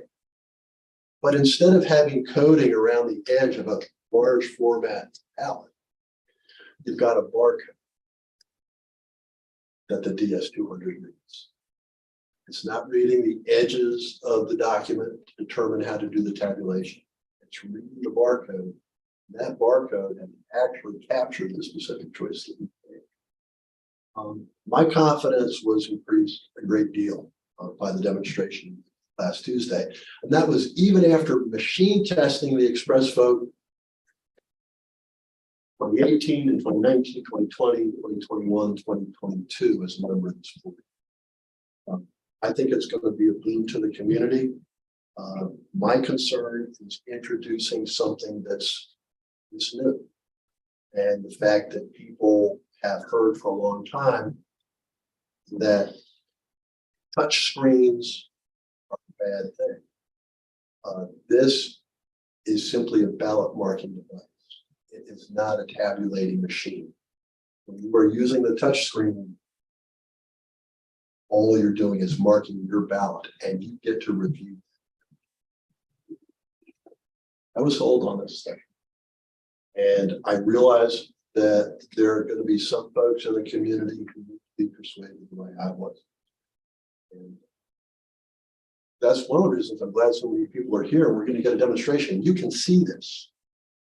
We want you to be happy with it. We want you to trust it. Everything that I've seen up to this point leads me to the conclusion that once people do, they will trust it and they'll like it. Director Duncan, do you have something to add? Yes, there's a few things actually that we have some tangible things that we're talking about our voters gonna like the system. So Linda talked earlier about you all testing it, so you've had your own interaction with the express vote. You can talk about your experiences there if you would like. There's other counties that use it. They sing the praises. They say that their voters like it. That is anecdotal. Washington, DC had a fight between their funding and their board. And interestingly, it was the Democratic Commission wanted to stay concurrent, the Republican wanted to go express vote. So they had this argument and they decided to compromise and say, okay, we'll have voters choose. We're going to have ballot on demand and express votes at every location and voters can choose. And they chose express. So that's some actual data that we can lead to on that. And then there are people who may be in the audience, I'm not sure, who have voted on express voting in other counties. I think actually AK has voted the county that she was from. So I think that it's a great question. We always have to be focused on how things will be received by voters. And this is sort of new to us. We've had it, but it's not new to the state and definitely not to the country. Express vote's very popular. No, I'm glad that we are not an early adopter of broad-based use of this thing. I appreciate the fact that other jurisdictions have done this before us, and we have the benefit of being able to review their script. Right. Yes, sir, Mr. Cito. We had briefly discussed the possibility of giving voters the opportunity to use ballot on demand if they were for any reason uncomfortable with the express vote. Talk about that a little bit more. That's a possibility. We can, there's the capability of that. I would need to check with the State Board of Elections if that is. I think it is. But the other alternative is having pre-printed, not using the ballot on demand system. They would still get their pre-printed, ballot and on the large size. So we could definitely explore having that option if a voter didn't want to use the express vote. And Mr. Quinn, if you just indulge me a devotional reading from the Little Red Book. Yes. For purposes of our minutes and otherwise, just that we hold ourselves accountable to what's in this in the election laws. the statutes are relevant that I can see, and there may be others, are 163-165.4. That's the standards for official ballots. And that reads that the Board of Elections shall seek to ensure that official ballots throughout the state have all the following characteristics: are readily understandable by voters, present all candidates and questions in a fair and non-discriminatory manner, allow each voter to cast a vote in every ballot item without difficulty, facilitate an accurate vote count, and are uniform in content and format, subject to varied presentations required or made desirable by different voting systems. So this is our polar star as we consider any system or any change. We measure it against those 5 criteria. Also, on electronic systems, 163-165.7. A, 4, and 5, which says with respect to electronic voting systems, that the voting system generate a paper record of each individual vote cast, which paper record shall be maintained in a secure fashion and shall serve as a backup record for purposes of any hand-to-eye recount, or other audit. Electronic systems that employ optical scan technology to count paper ballots shall be deemed to satisfy this requirement. Now, we're not talking about a counting machine though, so I can skip over that. And first then, part of that does apply. Then with respect to DRE voting systems, I don't know if this counts as that or not, but it's not a complete system, right? DRE is not allowed in North Carolina. So we're off of that page. Okay, so, although it does say the paper record must be viewable by the voter before the vote is cast electronically, and the system permits the voter to correct any discrepancy. So, and I'm hearing that our system nonetheless qualifies. That's what we're proposing to do. So, and that's kind of our bottom line, is that we meet those criteria and that we test this system and our decision against those criteria. But So if someone casts their vote, they get their ballot, it's got all the candidates' names, they read it and they go, oops, I didn't mean to vote for that one, I meant to vote for another one. Still a system for spoiling that, and they just get another one generated. Okay, and the other question is, we're allowed to write on that writing on that ballot is not going to make it get rejected by the DS-200? It's not, we still have to write it in a space that's blank. Yes, DS-200 will take it. It has to do a particular location, particular kind of pen, or like, I mean, how specific? The ballot on demand, we have to print it in that little box, that's ballot, so it's similar where it needs to be in a. And that's another thing we could do overlay for if we to put a box. other questions? They know how soon will be able to print the application numbers on the ballot. Would that be in time for the municipal elections, the primaries next year? That is unknown right now. I'm trying to kind of get a better sense of that. From what I can tell, it is not a big lift for ES&S or the State Board of Elections, but they need to start talking to each other and prioritizing that. And with this Express Vote printer upgrade would definitely generate sales for Express Vote, and now they understand that. So I think that will increase the priority of that, and just understanding that it's not a big lift. So there's that the parties are to that point, but I don't have a specific date. But I am optimistic that we have it before the primary. It seems like it would be, you introduce the element of human error. The, election workers just, I guess, just writing it out. Is Yep. that correct? Writing Yes. the number out there. That is correct. The other question I had is, do you anticipate there would be any,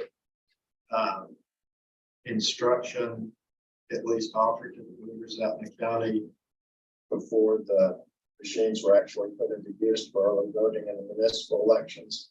Yes, we could definitely hold demos, and I'm looking for, so we.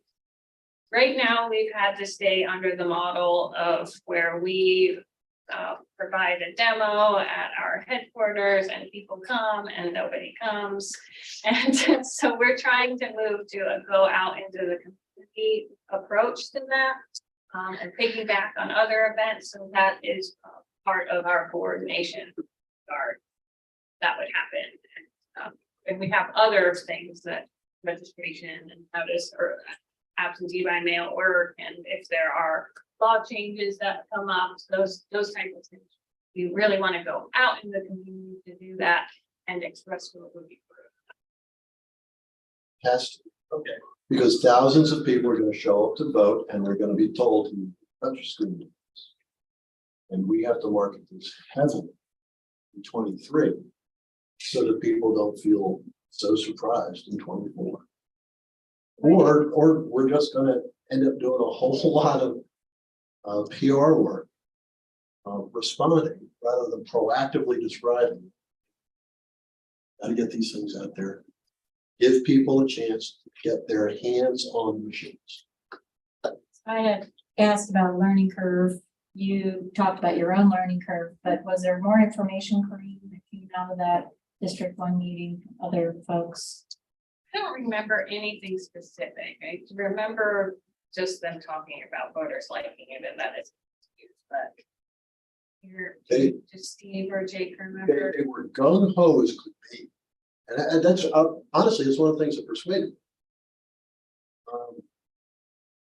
And there was also such tremendous focus on getting that application number printed on the ballots. I had a feeling that that information was being brought back to the powers that be at ESNS and Print Elect, saying, hey, look, we got to get this thing done. You want to sell equipment? You've got to do this upgrade. Michelle's in the back. nodding. Yes. Those are the two big things, just overwhelming support that I was surprised to see. And in the demo, you'll be able to do it. Right.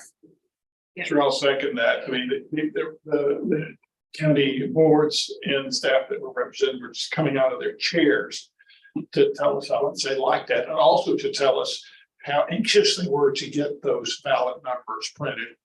And so there was equal enthusiasm for the consideration.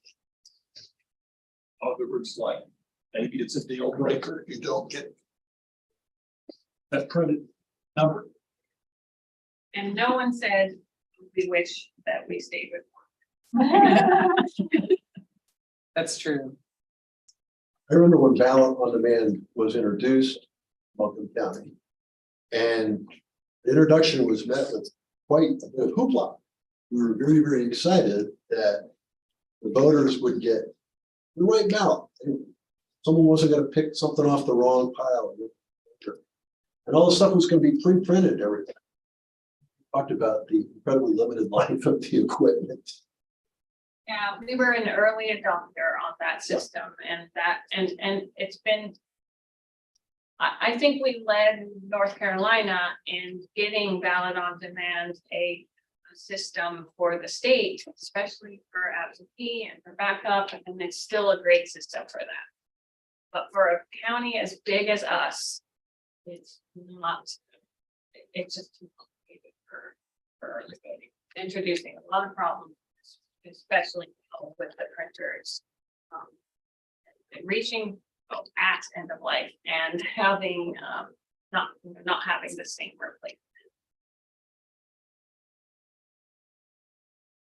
Well, before we get to the demo, there's a room full of incredibly patient community members here. And I'm wondering if anyone has any questions or observations for the board or staff. Yes. And if you wouldn't mind identifying yourself, that would be helpful for the minutes. Thank you. Okay, Sherry Warner. I live in the city. So express voting machine sort for precincts every day. And ballot on demand machines did not, is that correct? So the ballot on demand machines don't have anything on the ballot that codes for precinct. They just can't do it. They don't have that. But Express Vote does, so that data would come out at the precinct level on election night, just like, or like. The results do. And that's included in the barcode. I don't know where that's coded.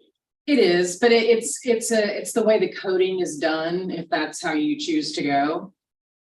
And so it's just on the ballot, it's identified as being that ballot style for that precinct. And so it, in the election night reporting software, it reads those into their proper precincts, on election night.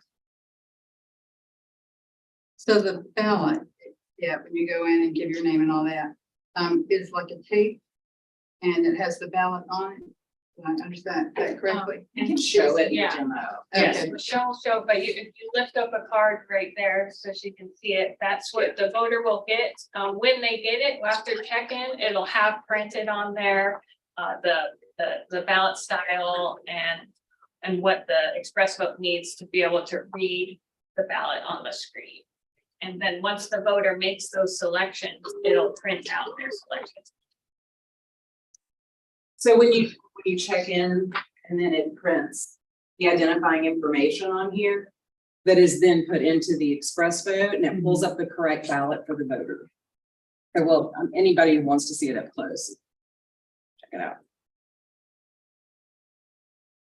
The ballot will be marked by thermal print and tabulating is done by a barcode at the bottom of that ballot. Actually, it's kind of in the.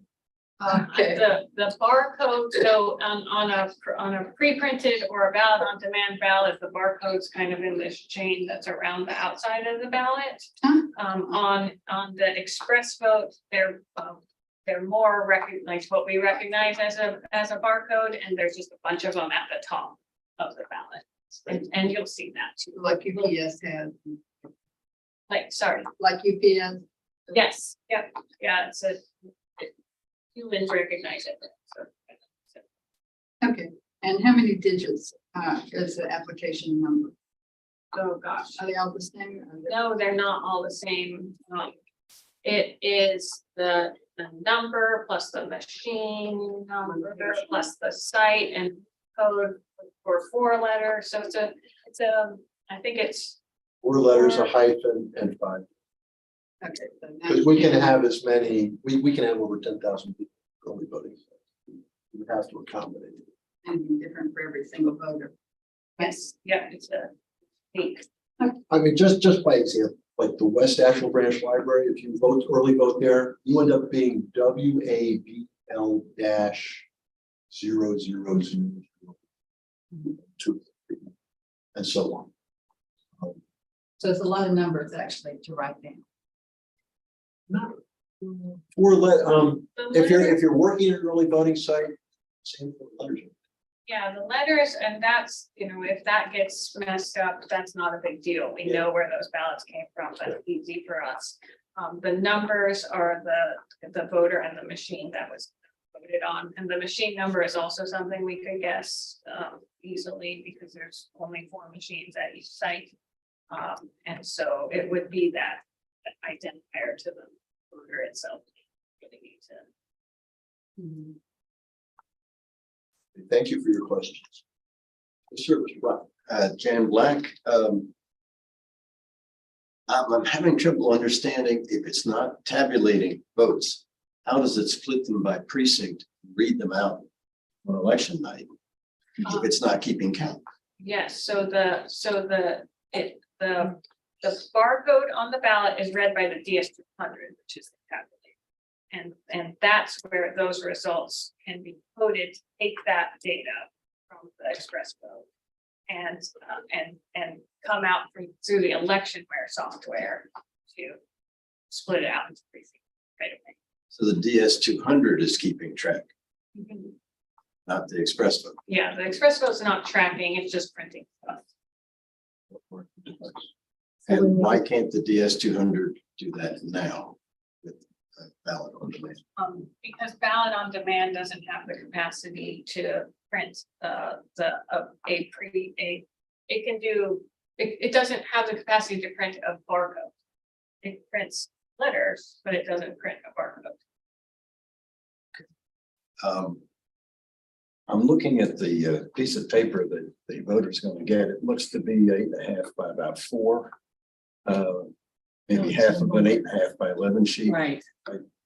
You're going to put everyone, every race on there, every vote. It only prints the voter selection. I'm sorry. I understand. That's going to generate the ballot. That's what that does. So it's gonna, But what I'm asking. It is the about, ballot. That is your ballot right there. yeah, but that's not, Just who you vote for That's- will show up. yeah, that's right, but that creates, if I understand it right, that's what's creating the image on the screen comes from that code. And that's what the ballot, that's what the voter is actually interacting with, not that little piece of paper. All that does is tell the Express vote machine, make something look like this. What I'm asking is, how does the voter, Because they get to see Let's their do the ballot. demonstration. Yeah, I think they the will. lines They are print through. reflecting. what is the print size? Okay, you vote, you think you voted for certain people, you get this slip of paper. And if you want to verify that in fact it did it correctly, You can read the names. Let's The name look at- are alternate. let's look at it together. Do you wanna just do a demo? and Yes. we can answer? Unless there's another question that's not about the demo. Not a question, an observation, Kathy Walsh, Asheville. In addition to going out and making the demos, couldn't you do something online that shows a model going through? So it's right there, Election Services website. That's just for the people who was wanting to just get on here. Yeah, I That think, person right there would do that for us. I would expect election services to post a video on the website showing people how Yeah. Express vote works and coming to an early voting site near you. We also have the public input portal where we could that too. So there's a lot of places that we could outreach to that. Brian, you have a question? Yes, Marion Brain, I think the question is similar to what Mr. Black was saying. Once I go through the Express vote, make my choices, and that ballot prints out, can I look at that ballot and tell who I voted for? Yes. How?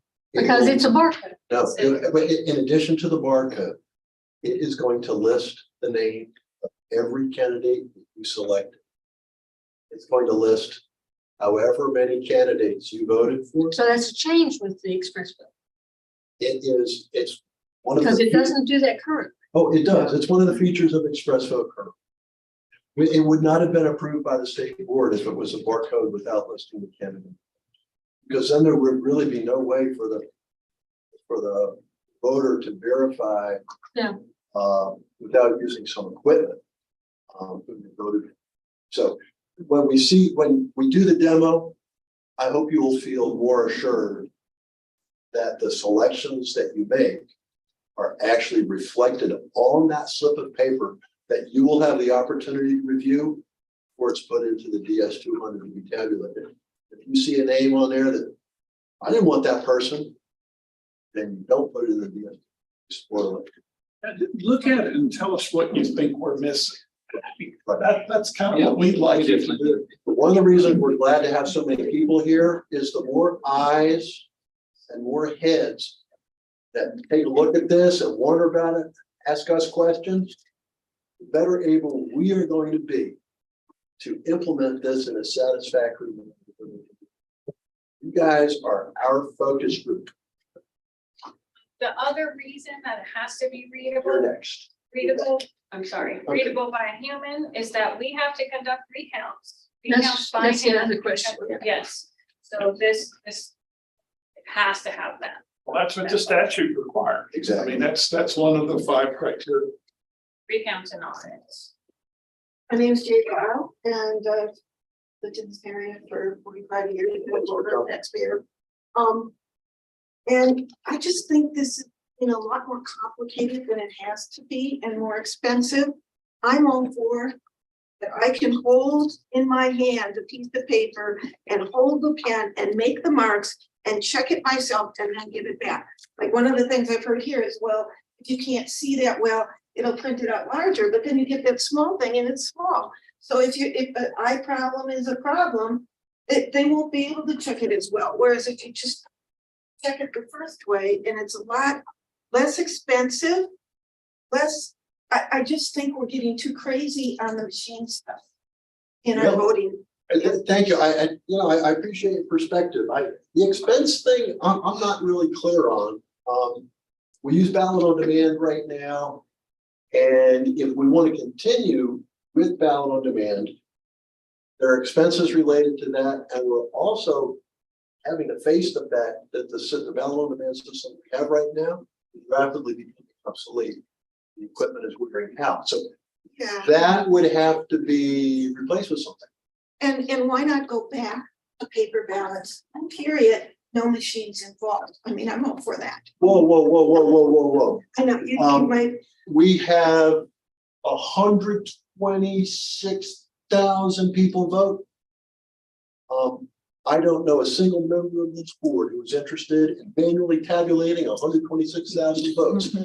And I don't know a single member of the community who thinks that we can do it more accurately than a good machine. The value of machines, quite frankly, in addition to doing faster, they are so much more accurate than human beings. That's, and they can be hacked and, when Oh, you well, talk come about in. voters. come in for our audits, We check everything that we can because we share your concerns. We want to make sure that when you put something in the machine, that it is actually being tabulated in the manner that you voted. And that's why in the wake of every single election, there are precincts and voting sites randomly selected by the State Board of Elections. We have to take all the ballots that were there and then annually tabulate the results, and then we compare it against the machine count. If there's a discrepancy, we go home until we have figured out what that discrepancy is. So We you- want to make sure those machines are accurate. So you still are doing a manual count. We do a manual count in a handful, in a statistically significant subset of voting locations. Okay, so you don't do it on every, a few sample places. Right. And randomly selected, so no one can rig, which voting sites you're gonna audit. It's randomly chosen. So we have no way of knowing before. I'm just saying as just as an individual in this country, I have absolutely no trust at this point in our voting process. And so I want to have that trust, but I don't. Well, I'm sorry that you don't, but I'll tell you, in Buncombe County, we are blessed with a staff that is incredibly competent and fully dedicated to serving the community. There really isn't any partisanship among staff. They're the people who make this stuff all work. I've been around this long enough. Public administrations,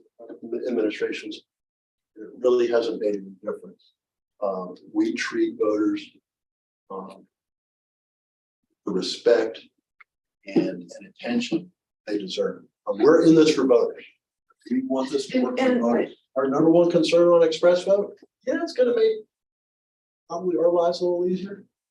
Biggest question is, what about voters? Is Okay, this and I'm going to work telling you for as a voters? voter, I like a piece of paper and a pen.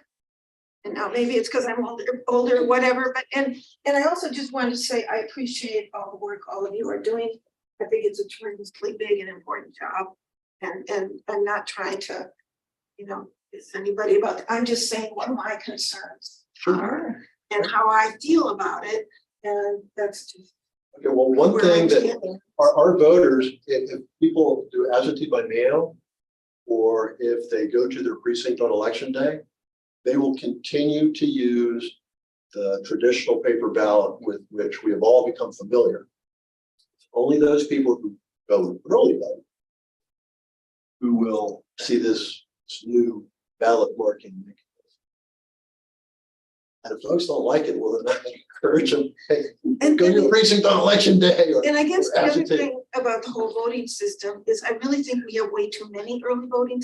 I think that it's creating a lot more paperwork and time for people working. And that if we could have some early voting, but not the full extent we have now, it just so much chance for things to go wrong. The state requires that we open 11.5 hours I a know. day, Monday through Friday for 2.5 weeks leading up to election day. So during And the totally outside of our control. Yeah. We get to select the number of sites and where they are.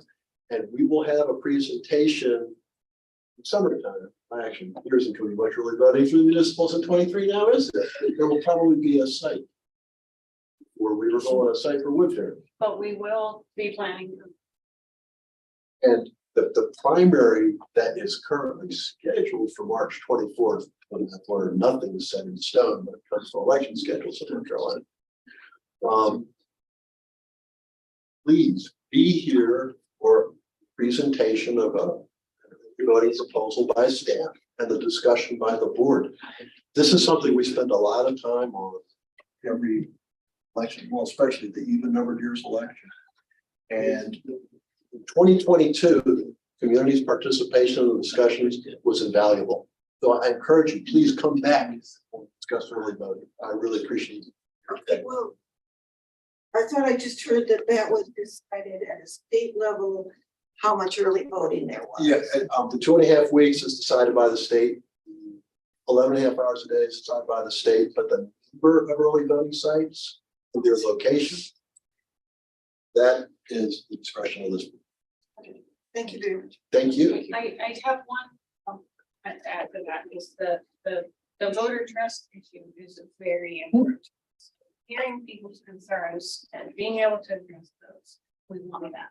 Thank you, definitely for sharing that. And I always think that it is my responsibility to let people know if you have trust concerns, and join us.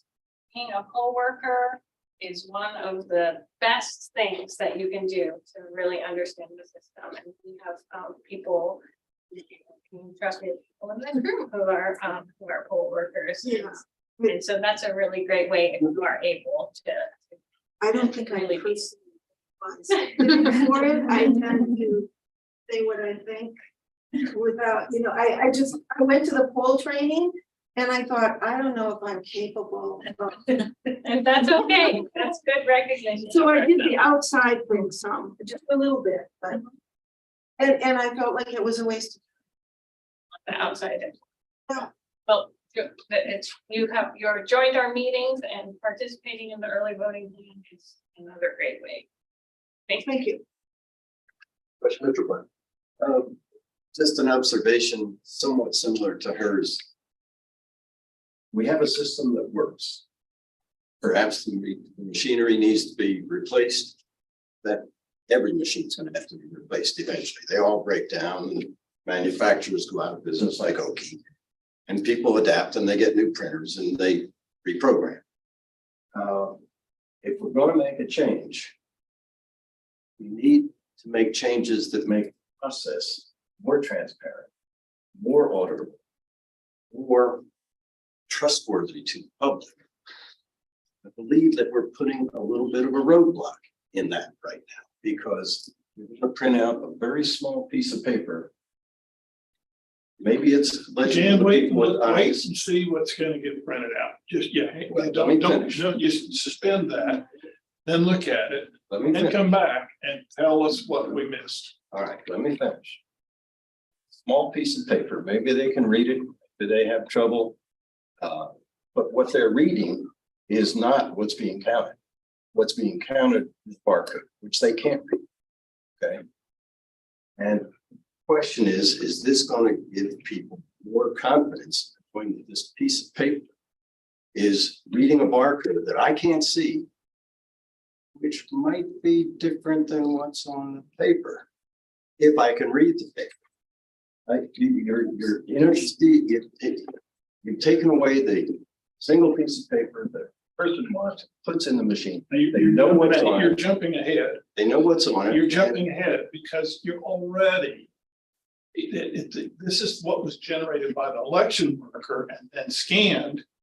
And then results in a printed ballot. You still get printed ballot. That doesn't change. So it just. But the printer ballot no longer controls. The The barcode, Didn't even. the barcode does. The Whatever barcode does. around our current ballot The barcode Right. now is- is being. Mr. Black, this is what it comes down to. You use a barcode today?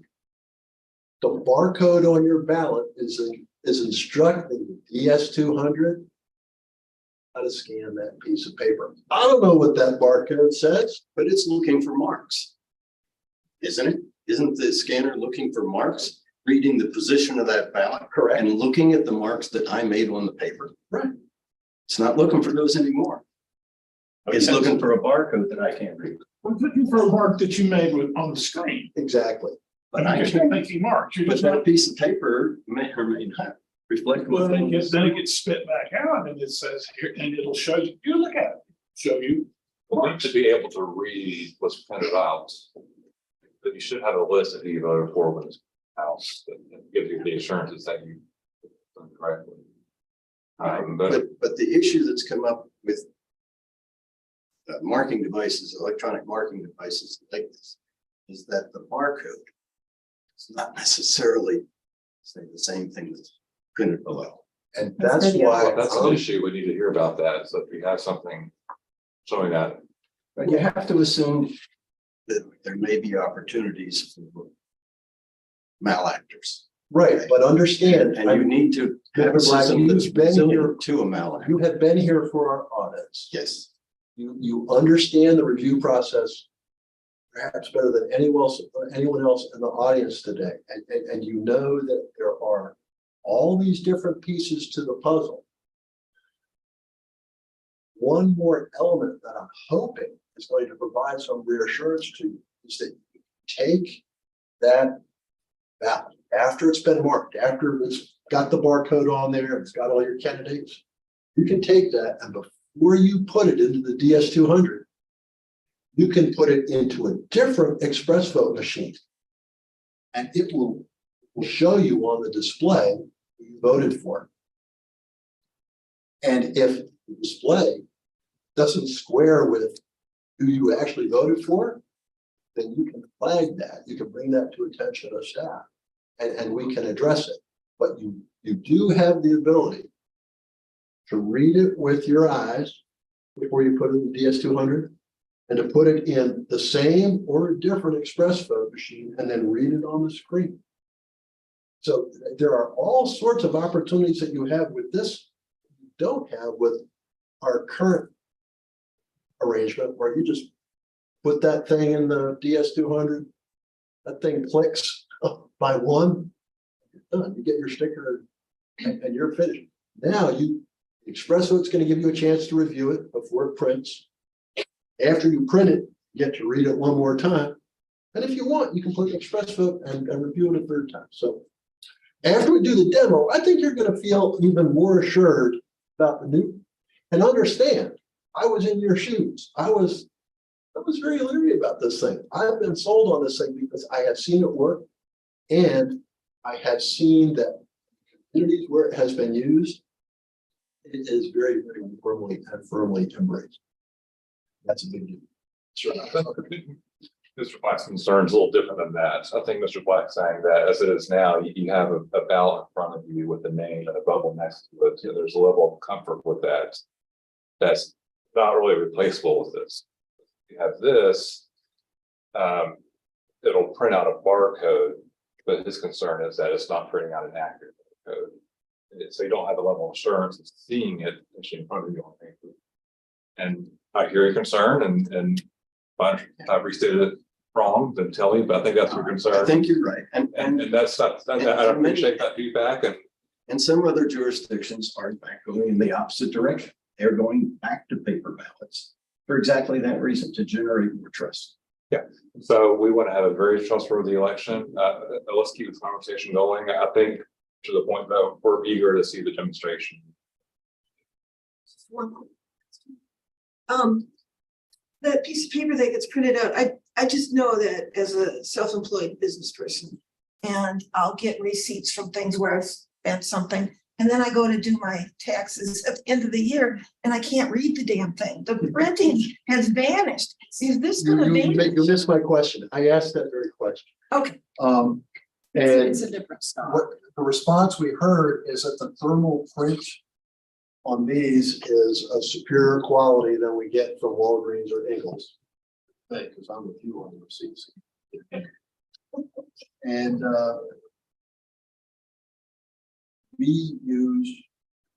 we have a climate controlled storage area. And we will keep all of the stuff that's printed on thermal paper secured in boxes. You know, the enemies of thermal paper are heat, light, and water. And we'll make sure that they're temperate and dry and well protected. that sounds good. And, you know, the receipts have vanished on me. Yeah. They didn't get water, they didn't get light, they didn't get. Yeah, the You know, problem is, it's- it's a low quality printout, and yeah, It's a good too. yeah, and the receipts I have from last January. Yeah, they're a little hard to read right now. Yeah. I'm trying to do my medical review. I think it's fair to say that's one of our concerns as well, Yeah. saying that. I think we're eager to see how this works. Let us adjourn to the demonstration. Great. He's so patient. I'm hungry. Okay, so there's been a lot of things that we've talked about that I've heard you guys say, and it's all very good for me, represents the vendor to hear what your concerns are. I think I can alleviate some of those concerns in this demonstration, but I'm gonna try to address some of them as I go through it, if that's okay. And I'm gonna go quickly, but I also want to encourage you after I'm finished, if it's okay, you can come up and actually see the process. You can put a ballot in, you can vote it, you can take it out and look at it. I encourage you to put your hands on it because that's really the only way that you can have some comfort with it. To address the thermal paper, it is like a 40-pound stock. That's certainly not what we get from like the grocery store or Walgreens. It also, the way that North Carolina tabulates, when it reads a ballot, it also takes a high resolution image of the ballots, and that is stored forever. So even though these are also going into a climate controlled area where they're kept dry and cool, there's an image that's now kept, only has to be kept for 22, 24 months, along with the paper, but I am assuming that counties probably keep a backup of their elections for many, many years. And so that image will be good forever, but this also definitely meets the records and retention requirement that the state has. And that's been tested. So, okay, there was one other thing, but maybe I'll think of it in a second. So what I've done here is I've set up like a little check-in station, how the voter would come in and they would give their information. And in the software that is used at early voting, the poll worker would then be prompted once they check the voter in to print. And this is our thermal printer. It's very quick. It's much quicker than the ballot on demand printer. I just selected it, it printed it, it says, okay, this is the ballot style, favorite things for North Carolina, precinct 1. It gives just some identifying information, and that information is in the barcode.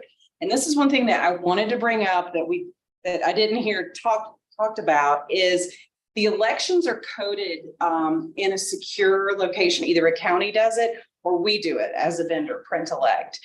Our buildings are all extremely secure. We have 24-hour cameras all over the place, surveillance. None of the machines on which coding is done have ever been connected to the internet. They never will be. That coding is then sent to our customer at the county. They create on machines that have never been connected to the internet. They have no internet capability.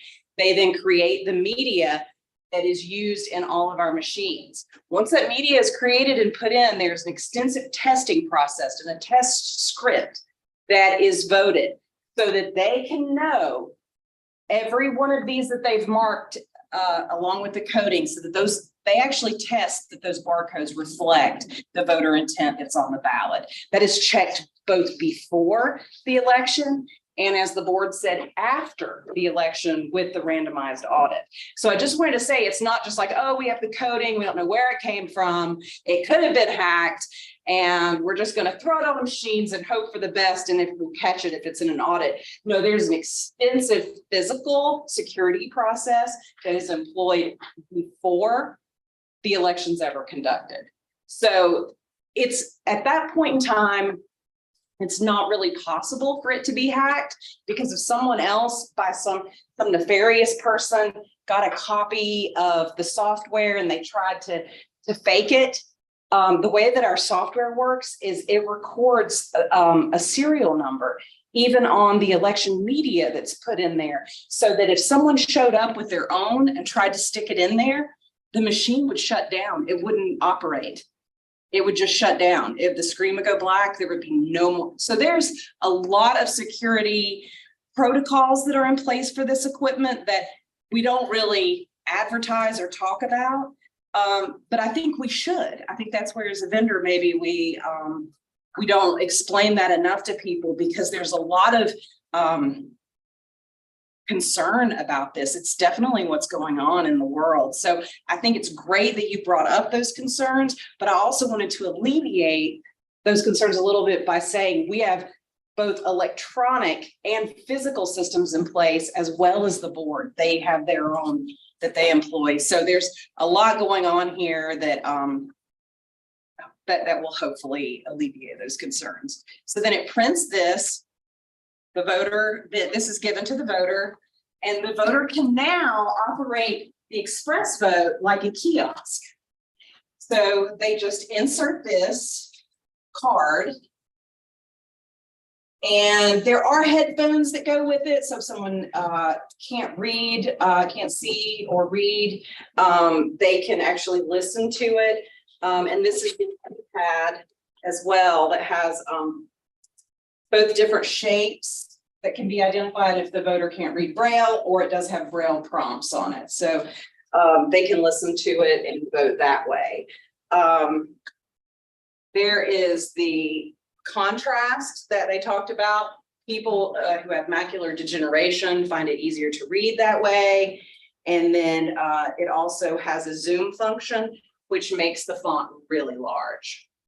So the voter then just has to make their selection. If they go, oh, I didn't mean to make that selection, I meant to make this one, then they can make that one and they don't have to get a spoiled ballot. And then and you guys are more than welcome to come up and actually try this yourselves. It'll just take a minute, and it's super quick. I didn't mean to do it right in. And But you can do it right. you can do it right in, and it has a regular keyboard on it. So you just type it like you would on your phone or your computer. I know it's much easier for staff to tabulate those write-ins. Right. Because everything is typed in. So then after you make your selections, it tells you what they all are. So this is who you selected, and you say, okay, there it all is. And at the end, it says to print your card, press print card. And then the card comes back out with the selections on it. And then this is taken over to the DS200, which you currently use. And I want to pass this around. it shows, it's actually larger font than probably is on your regular ballot, and easier to read. And then those tabulate in the DS-200.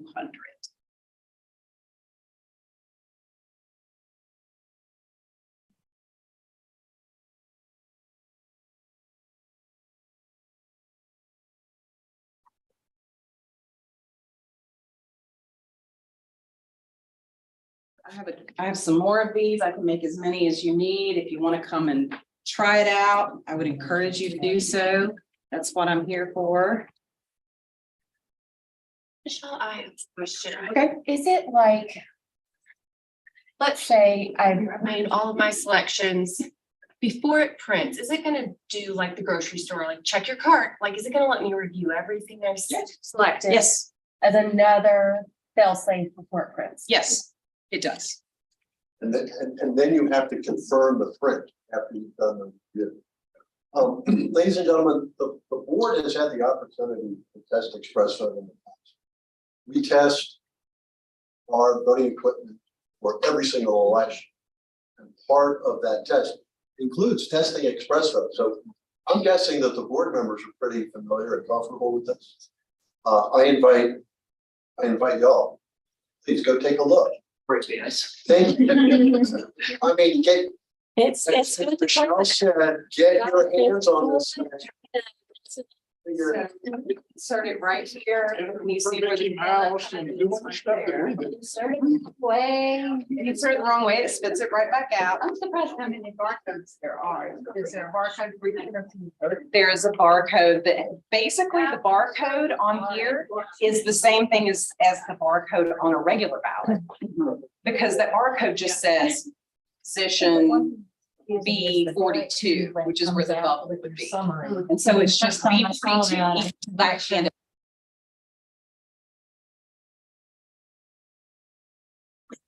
Yeah, those are all basically the position sequence. That's on the other ballot, because it just reads the same thing.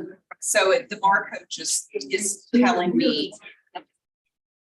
It's also a position. So it's not like it's programmed differently, it's programmed exactly the same way. Does that make sense?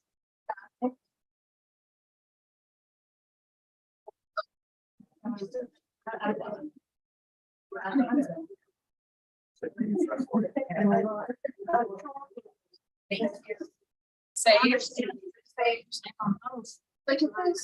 That do have modem. Computer that actually don't have a modem, it just. If they have a modem, then they can be connected to the internet. They do it in a, You know, that's. they actually stand Two in hundred two. has a modem on it. First I've heard I of think it. is redundant, maybe have external hard drives. I think there's two hard drives where they have connection data to. At least the county buses. No. Yes. In other words, yes, could be, but you need to do. Whatever county, we put it into that thing, and we put it in a box. We switched out whatever drives there could be. I mean, they only have to keep them for 24 months. After 24 months, nobody, there's no legal requirement to keep anything, not even paper ballots. That crazy.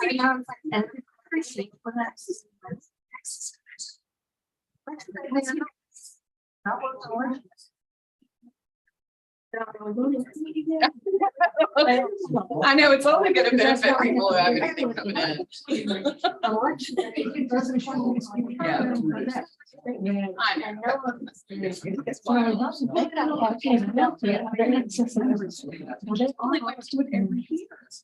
feel like I worry about it all year and then it comes.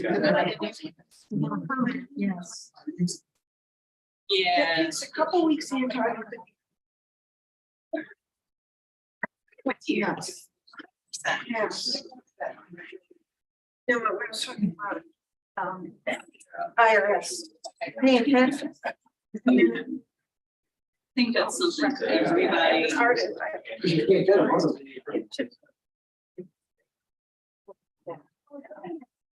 Oh, and it's also.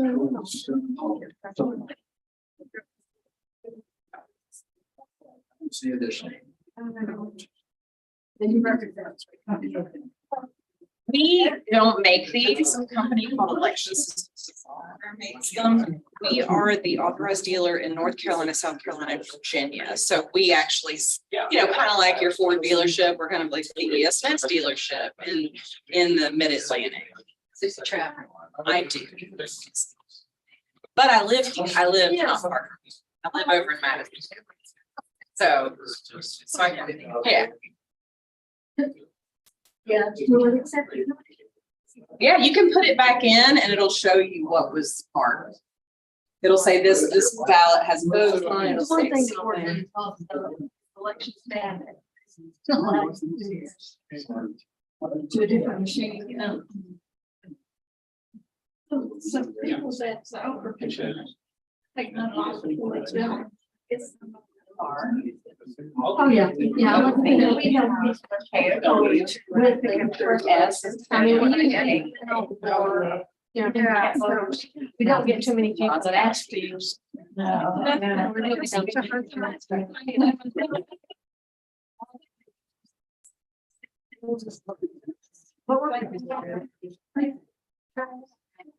Yes, and we don't, we always test it whenever we're testing for someone, we listen to it as well. They used to do it. I mean, if you.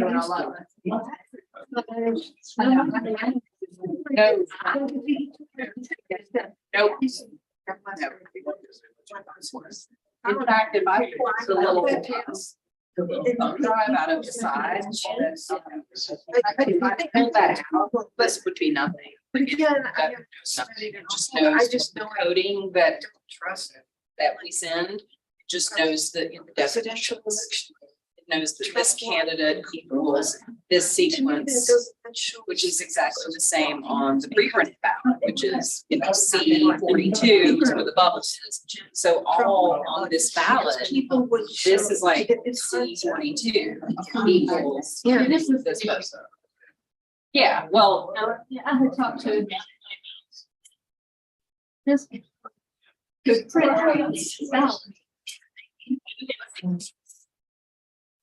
right. They have that, and that is what they used to have here. It's very old technology, but it was, it had the symbols and the ink drive, and they didn't make the ink anymore. So it's almost like, It'll tell you. it's almost like, Oh, and again, just. Not, don't let me realize. Talking about this, because it says. You Okay. basically. Michelle. You want to go back? Oh, I see.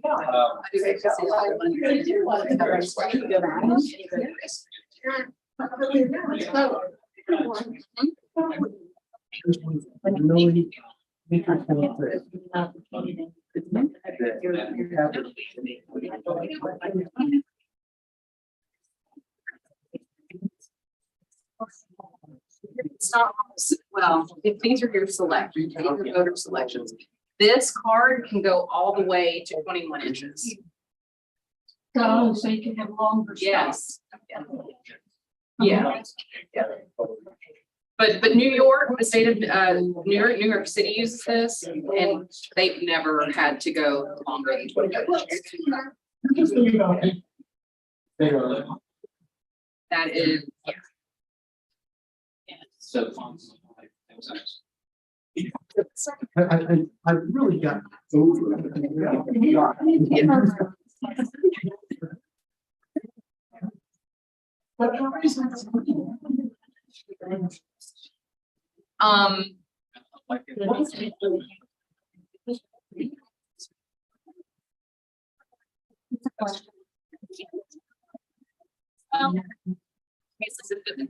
We have trained our company, and we have all the security cameras, and everybody has a badge like this. They used to get in and access.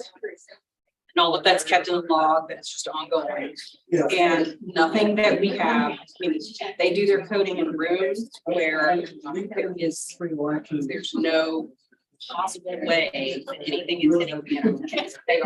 They are also programmed on machines that have been hardened. So that there's just, even if somebody came in, managed to break in, something in there, it's so hardened that it's correct.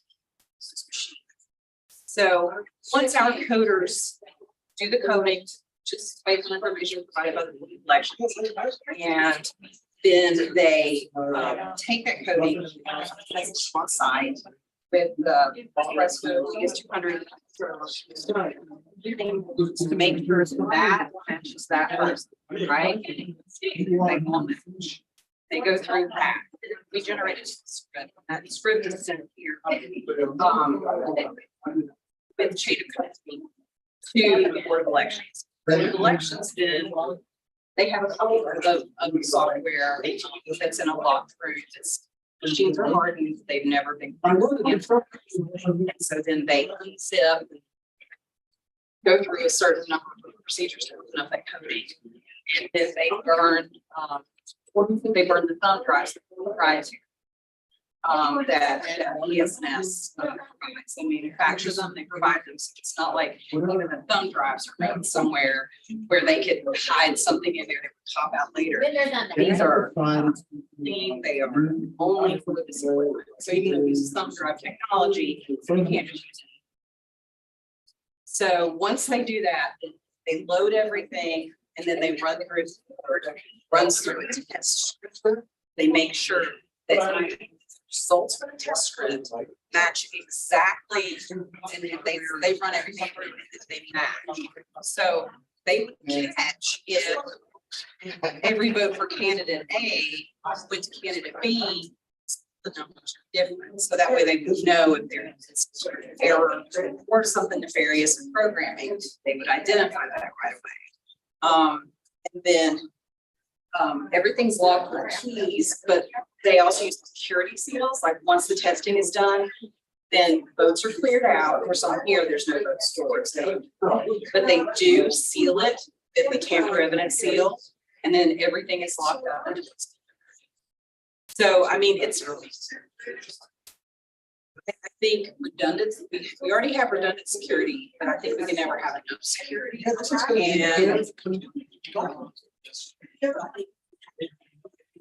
the amount of access, physical access, how they would have to have is just beyond. At least for this system, I'm not saying that everybody's system is secure, but I know it's one that you're using here in North Carolina. I feel it's very secure. It's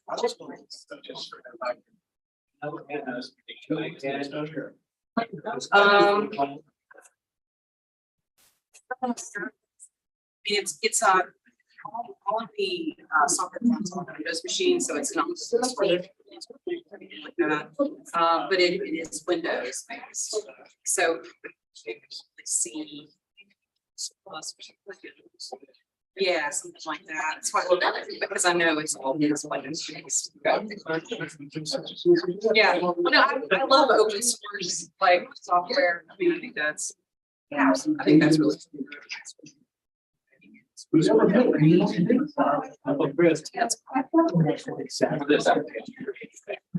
No, not these, but like web applications. I mean, it's Yeah, better. and they manufacture. I hope that helps because I know that like a lot of stuff when this equipment first came out, we had a competitor that actually to try to prevent us from being able a lot of propaganda. And that was really, I think, it did create codes.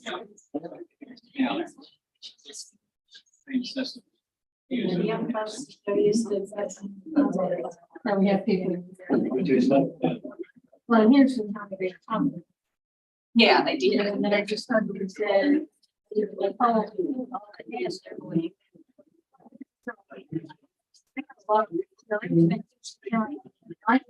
Well, we're talking. We're talking.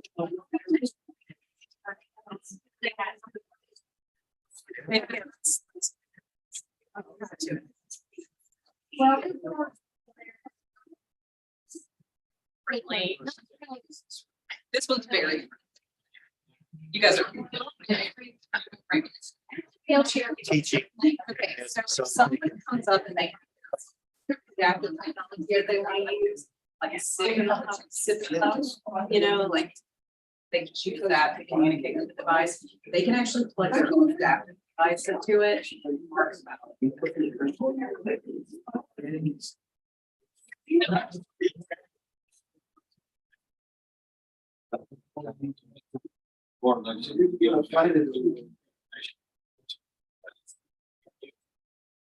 Well, we have a team.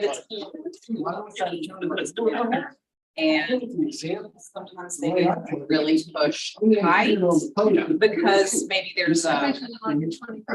Yes. Yeah, that was really tight. Right.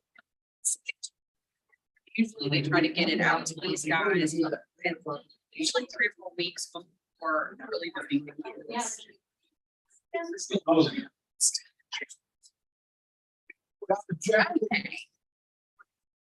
Is adjourned, but the demonstration can continue. There you go. And the next meeting, the next meeting, maybe Tuesday, January 24th, 4:30 p.m. in this room. Thank you. Okay, that's a good question. I wanted to talk about this earlier. 7:20.